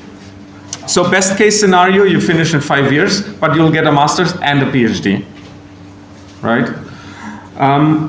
Best case 5 years. On an average, people take 6 years. They take a bit longer to write the actual dissertation in the end. I know people, they took 10 years, but that's the exception. So try not to take 10 years. But 6 years, 7 years is completely normal. So that's something you need to know. So it's a long time. So that's why motivation, dedication, professionalism is very important. If you're not really interested, if you're not really into it, and you just want a degree for the heck of it, you won't make it because you won't be able to keep yourself motivated for 5, 6, 7 years. It's a long process. But if you're really interested, if you're really motivated, it's worth it and you will enjoy it. But make sure this is what you really want because it's a long time commitment. It's many years. I didn't say much about MA programs. That has a reason. First of all, you don't need a master's degree to get into a PhD program, which is different from Europe. And it's much more harder to find funding for a master's, a standalone master's, than for a PhD. PhD automatically comes with a scholarship. Master's does not. Now that being said, there are some MA programs with funding in the United States, and on your handout there's a link to a website that lists all the MA programs that provide funding. And that might make sense if you feel you're not prepared enough to apply for a PhD yet. If you don't know how to write a writing sample, you might want to do a master's first just to be better prepared to apply for a better PhD program. But if you feel after your bachelor's you're prepared enough and you want to try, you can try right away for the PhD. You don't need the master's. That's why I didn't mention the master's much. The master's is more relevant if you want to study in Europe. In the US, that's just part of the PhD program. All right, so let me quickly, let me summarize so that we have a few minutes in case you have questions. First point I want to emphasize again and again, you need to start preparing early. You start right now, no matter whether you are master students or a first year bachelor student, you prepare right now. Even if you're a first year bachelor student, you can start preparing now. You can start increasing your network, start going to conference, meet people, read a lot, learn a lot, do a broad range of philosophy courses. So it doesn't matter whether you're first year or whether you're at the end of your studies, you need to start now if you're serious about studying abroad. You need to do your research. Don't listen to others, just go online. All the information is there, but you have to do the research and it's a lot of work. Choose the program that is right for you. Make sure you apply to a program that makes sense, that supports your area of interest. And keep working on your documents. Like once you have a writing sample, it can always be made better. Make sure it's as perfect as possible. No typos, no spelling mistakes, no weird formatting. It needs to be as perfect as you can make it. And that's something you can always increase. It will never be perfect, but you can always make it better. So if you have time till the deadline, don't just lean back and say, okay, I'm done now. There's always something you can do better. So until the deadline, improve. And take advantage of resources and mentors. There's many online resources, and some are listed here on your handout at the bottom. There's many online research that give you advice and information about the application process, how to write a good writing sample, and so on. There's a lot of information online. There's a lot of people who will be happy to be your mentors. For example, today you met me, right? You know I did my PhD at the US University. And say you're serious and you want to apply, maybe you're even thinking about Rice University, right? You email me, you have my email address, right? With any questions, or you want me to send you my writing sample that I used or my statement of purpose, reach out, make that connection. Look me up on Facebook, add me on Facebook. You need to create these networks. right? You need to create a network, you need to find mentors, you need to find support, a support system that can give you feedback on what you're doing. So that is very important, and you should not feel shy. You keep trying, you keep pushing, you keep reaching out, and you will be successful. But you have to really want it, you have to work for it, and you have to put time. And finally, what I want to mention, there's one specific resource that's available here in Bangladesh. It's called Education USA. That's a network run by the US Department of State. They have more than 400 international student advising centers around the world. 4 of them are in Bangladesh, and 2 of them are right here in Dhaka. One is the American Center, and the other is the EMK Center, the Kennedy Center in Dhanmondi. You might have heard of it. They often have these cultural events also. So at the EMK Center in Dhanmondi, Education USA, that organization also has an office. You can go there. I don't know if you need an appointment or not. You can find it out online. But you can go there. You can talk to an advisor who is an expert in US graduate programs. You can talk to an advisor who can guide you through the application process. This is a free resource. Anybody can go there. You might need an appointment. I don't know. You'll find the website. You can do your own research. But this is available. So these are resources you need to take advantage for. So make sure to talk to as many people as possible, including to the official sources. And you will find they're very much friendly and helpful. Again, if they see you're a serious student, not, hey, yo, want to meet up, okay? If they see you're serious, you're enthusiastic, you're excited, they'll respond equally. Right, so take advantage of these resources. All right, okay, I think I talked enough. I mean, there's a lot to talk about, there's a lot of information, but there's a few things I wanted to point out, especially in this context. As I said, you're most welcome to send me an email. My email is right at the top of the handout. If you want a copy of the PowerPoint and want to go through it again slowly, reading through it, or if you want any of my application material, feel free to reach out. And if you have any questions right now, I believe we have a few minutes. Well, I have time. I don't know about you guys, but if you have any questions you would like to ask right now, now is the time. Is there anything you would like to? Any question that came to mind? Yeah, okay. In America, we are a background of arts students. Opportunity to get a good graduation in America, standard university, just like my department was religions and culture. So this department, how can I get admission this university for graduate? So religion, world religion.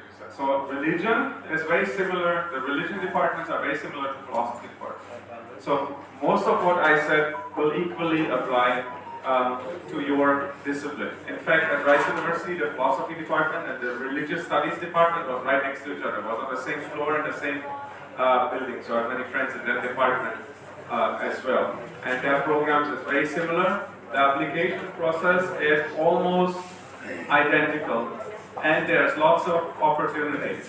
So that's something I said at the very beginning of my presentation. There are more than 5,000 universities, countless programs. So whatever you can think of, whatever you want to study, whether it's Tibetan Buddhism in the 10th century or something like that, you will find an expert somewhere in the US. And not just one, you'll probably find 5 at different universities in the US. You just have to find them.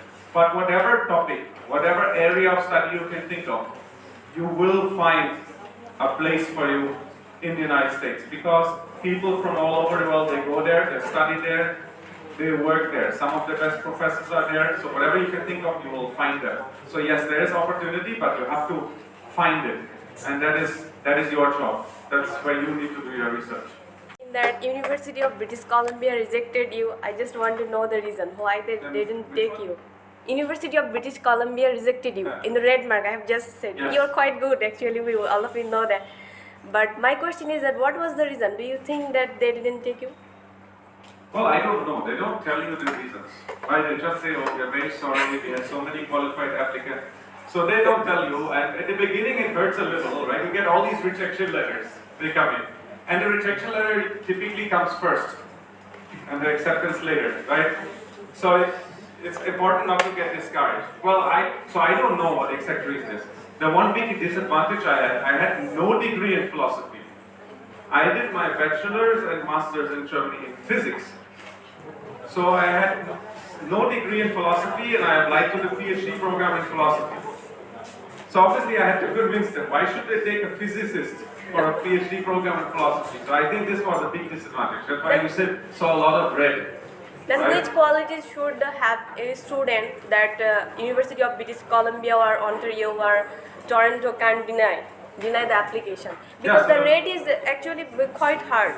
Even in master's program, they just take maybe 79% or 75%, or little bit more or less. So my question is that which qualities should have a student so that the Toronto or University of British Columbia can accept the application? Right. So to be honest, part of it is just luck, right? Because there's a lot of applicants at many of those places. So part of it is just luck and persistence, right? That you keep trying. The way it works is they get these applications and they form a committee. So every year, 3 or 4 professors, they are given the job to select candidates, right? So every year it's different professors. So there's maybe 4 professors in the department. So their job is to sort through a few hundred applications. And now it depends partly on just on the personality of the professor, right? One of them might actually take these scores very seriously and sort out everyone below a certain score. Now this is rare. Another one might look at the CVs first and sort the first one. Another one might look at the writing sample first, and he might look at your writing sample and see some argument and think, oh, this is really smart, this is genius, right? Another person might not even look at your writing sample, he might look at the CV first. So a lot of it is just luck, which is why you need to keep trying, not be discouraged. So if you're rejected, it doesn't necessarily mean that your application was bad or that you're not good enough. It could just be bad luck, right? That being said, there is obviously things you can do to improve your chances. And as I emphasized, the most important element of your application is the writing sample. That is the most important part of your application. GRE score is not so important. Your transcript, your grades are not very important. Because in America, most likely, nobody knows is B, I don't know, what grades do you guys have? B or numbers? What's the grading system here in your transcript? Do you get A, B, C? Yeah. Or 80, 90 or what? A, B, C. B, okay. So, see, if you think about it, like in Germany, for example, an A is very, very hard to get. So if you have a B or a C, you're already a very good student. That's how the grading culture is. Whereas in America, almost everyone has A's everywhere. It doesn't mean anything. So even the not so bright students, they have A minus, A minus. So it means very little.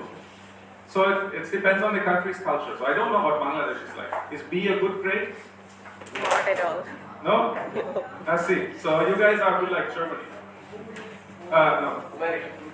No, like America. Yeah. You guys are like America. Everyone gets an A. Right? You have said about the writing sample, but most of the countries don't have the capacity that undergraduate student will write a sample and they publish it. It's not possible actually. Even the MPhil student or who are postgraduates, they don't like to write. Even their capacity is not so much.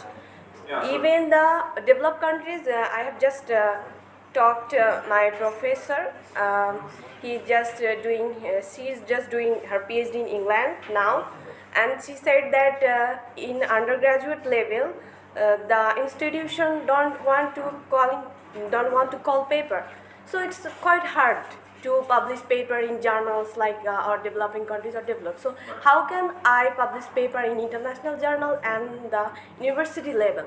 All right. Oh, thanks. So let me clarify something. The writing sample does not have to be a published paper. It's not a published paper. It's a paper you write and submit with your application. It doesn't need to be published anywhere. But it is hard. Like for me it was very hard because I didn't have any philosophy degree, right? So that's something you need to learn. So you need to look at writing samples that Abba has used. You need to learn how to write a good philosophy paper and what the culture's like in the US. Like I know, because I taught in Tanzania in Africa, they have a certain style of how to write paper. It has to have an introduction section, a methodology section, and this section. It's very strict, right? It has to be this. In America, it's totally different. There's no methodology section. It's just a continuous text, and there's certain standards of what makes a paper good or bad. So that's something you need to do research on, and you need to work on. What they're looking for is philosophical potential. So they want to see whether you will be able to actually produce philosophy, whether you can do philosophy, whether you can understand other people's arguments, critique them, and develop your own thoughts on some particular question. And yes, you're right, this is very hard, especially if you don't have much experience in writing papers. But you write, if you don't have a paper yet, if you don't have one published, if you never wrote one in your undergrad studies, you need to write one just for the application. But if That's why it took me half a year. So a lot of it was just writing stuff. But if I have some papers before applying MA or PhD, then will it be easy for a student to get admitted there? If you have published papers. Yes. Well, it might help. I mean, again, it might help, right? Make sure to mention that in your statement of purpose, right? Make sure you mention you have already published, right? Because that shows your potential as a scholar. But again, the most important thing is the one writing sample that you submit. So even if you have 5 papers published, right, they won't have time to read all of those. They'll see them on the CV, and they will be impressed to some extent, or they'll see, oh, this person has already published. But most of their attention will be on the one writing sample that you submit, those 15, 20 pages that you need to submit. So that's what you need to spend most of your time on, putting together your application. And make sure you get feedback on whatever you write before you submit. Ideally get feedback from someone who has some experience with American higher education.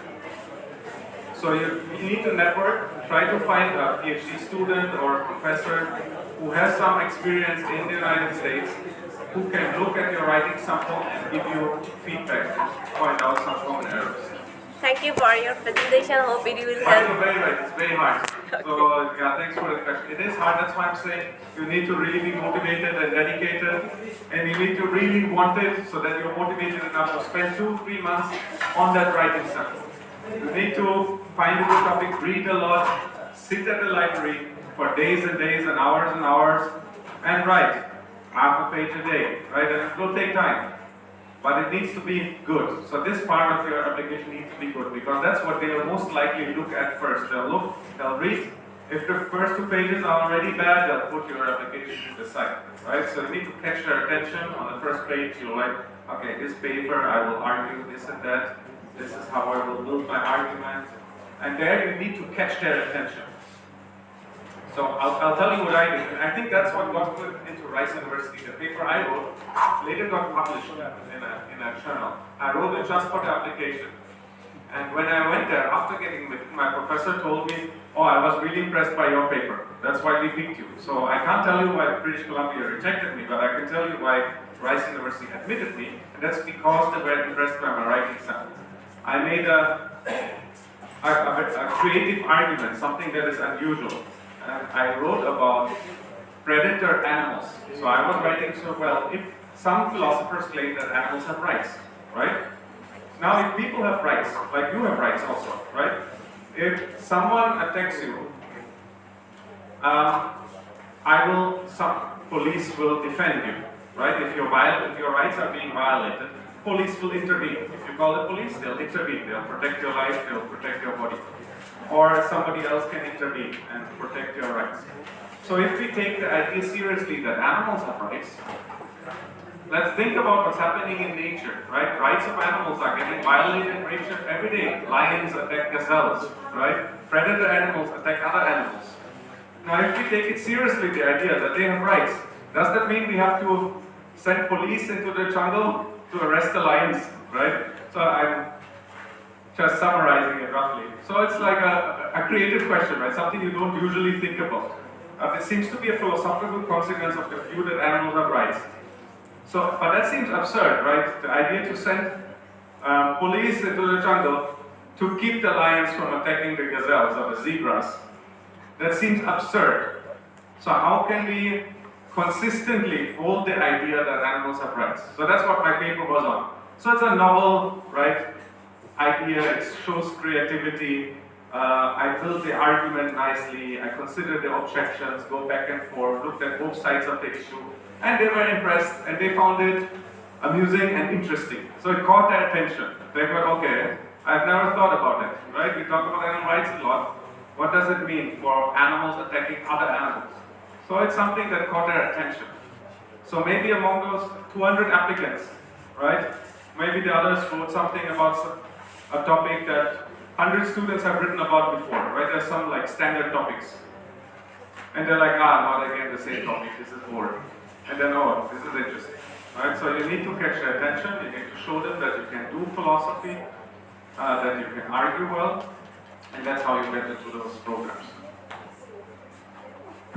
Yes?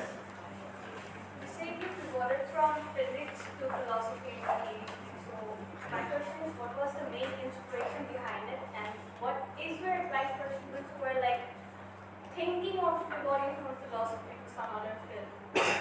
So for me, personally, I was always interested in both philosophy and physics, and that's because I was always interested in fundamental questions about the human experience and the world around us. So if you think about it, philosophy and physics is actually very close, especially if you think about like theoretical physics, right, that deals with very basic questions of reality, the nature of reality, and philosophy. So the questions are actually, they overlap partly. That's why if you look at the history, you find many physicists who are also philosophers And the other way around, right? So those fields are not as far apart. So I was always interested in both. So I took a few philosophy lectures, but I never got a degree in Germany. I took my degree in physics, and then I was thinking, so what should I do? Should I do my PhD in theoretical physics, or should I do it in philosophy? And I explored both, and I personally decided, well, theoretical physics is nice, it's interesting, it's exciting, but it doesn't have much practical relevance, because I was doing like string theory, which is mathematics, which is very theoretical and has no obvious application. It's not like applied physics where you can build technology, it's very fundamental. So I said, yeah, it's fun, but it doesn't really add value to society immediately, right? It's knowledge for knowledge's sake. Where on the other hand, as a philosopher, there are so many issues that are important to society, so many issues that have an ethical aspect, such as climate change, the way we treat animals, social issues like abortion, gay rights. Like there's so many controversial issues that have to do a direct relationship with philosophy, where it's about moral argument. So I thought we need more people who can think about these pressing issues clearly and can help society to be more rational about them, right? To understand the arguments on both sides and then to develop rational policy with regard to those issues. So I decided for myself, well, we need more philosophers. Philosophy has more practical importance, that's why I chose philosophy. Now to the second part of your question, how should you decide whether you should maybe change from philosophy to another subject? So the most important you need to ask yourself is, what are you passionate about? If you only think about what salary will I have afterwards, right? You will fail. You will not survive 6 years in a program that is very demanding, just being motivated by a higher salary in the end. That will not work. You need to have a passion for the subject. You need to be actually interested. If you want money, get a master's in petroleum engineering or something, okay? PhD is something else. PhD is an academic degree. So if your only motivation is a career or a higher income, then it's maybe not for you. You need to be passionate about the subject, and that's how you decide the field you choose. But if you're passionate, the success will come automatically. You see, what should motivate you should be your passion for the subject. And if you have that motivation and that passion, success will come automatically. It's like happiness, right? If you aim at happiness in life, you will never get it if you always run after it. But if you focus on doing meaningful things, like helping family and friends, happiness will come automatically. So it's like that academic study, right? If you really want to know what's true in philosophy, if you want to know what's right and what's beautiful, if you ask these philosophical questions and you're really passionate about the answers, success will come automatically because you will be good, right? The motivation will translate into good quality work and the success will come automatically. On the other hand, if your goal is to write the best philosophy book or to be the most famous philosopher, but you don't really care about philosophy, that won't work. So passion must come first. I think that's how you should guide your choice when it comes to graduate school. And everything else will fall into place. So don't worry too much. You're young, you can try things. So follow your passion when it comes to graduate school. Everything else you'll figure out along the way. That would be my advice. Which is great career value in job market. What do you think? Well, I don't know your background. First, I would ask, why would you want to do another master's degree? Why not a PhD? I want to go for for another field because of my great career. So you want to do another master because you want to switch fields? I want to go for another field for my great career. So first of all, you don't need to, that doesn't mean you need another master's. Like I had a master's in physics and then directly did a PhD in philosophy without doing a master's in philosophy first. So that's possible. So that's also an option. So don't think just because I don't have a master in the field, I cannot do a PhD directly. You can, right? It's not as rigid. I know like Germany is different from that. In Germany you need to do bachelor, master, PhD, same field. It's very hard to switch in between. America is way more flexible and informal. That's something I mentioned multiple times. If you can make a good argument in your statement of purpose, in your application, why you are qualified, you have good chances of getting into a PhD program even if you don't have any prior degrees in that field, if your prior degrees are in other fields. It was for me like that. I had 2 degrees in physics, got my PhD in philosophy without getting the master's in philosophy. So that's one thing to keep in mind. So don't think you have to do another master's to switch field. PhD is an option. Then if you're asking me, well, which master's to do to create career, I mean, that's hard to answer because first I would need to know what you define as a great career. Like great career means what? Great income, or means making great contributions to the field, and it will also depend on your background. Like what's your background? What's your bachelor's in? What's your master's in? I'm from philosophy. So you have a bachelor's and master's in philosophy. So that's a good thing about philosophy. There's a lot of things you can do because the skills you learned are applicable almost anywhere, right? Critical thinking, reading, understanding text, developing arguments, communicating clearly and speaking and in writing. Those are qualities that are in high demand, and that's why philosophers are successful in other fields. I can give you an example. In the United States, if you want to become a lawyer, you go to law school. And you cannot do that for your bachelor. Law school is only graduate school. So you first need to study something else. So they did a study, who are the most successful students getting into law schools? And number 1 is philosophers, because there's an admission test for law schools, which is a very good career, I think what you would consider a good career. And if you look at the statistics, you'll see at the very top is philosophers, because these law school admission tests, they consist in what? You read a text, a legal text, you need to create an argument, and that's exactly what philosophers do. So it's no surprise that philosophers do very well on those admission tests. So that would be a career to consider. I mean, the law, there's a lot of philosophers in the law. So this is like an obvious connection. That's an obvious option for philosophers. So that's one that immediately comes to mind. You would probably do very well on these law school admission tests. So the law is an option. You find a lot of philosophers naturally in publishing, newspapers, journalism, because that's also very close, has to do with text. Another thing where you find many philosophers is these think tanks, public policy institutes. Like Washington DC in America is full of them, like the different think tanks, that research centers, right? So philosophers, you can find them there. So if you're interested in public policy and politics and things like that, that's the area where philosophers in high demand. But anything really, you just have to be, creative, and you have to know how to market your skills. But again, it depends on your individual passion. So again, don't think about where will I be most successful. That's also an important question. But you also should know, what would you enjoy doing? Right? If I give you a lot of money but you hate what you're doing, you will not be happy to do that for 40 years, even if I give you a lot of money. So it should be both, right? It's okay to want to be successful, but also consider whether you will be happy, whether it will fulfill you, whether you'll be able to be motivated for years and decades doing that. So both has to go hand in hand. So those are the questions you need to ask yourself, I think.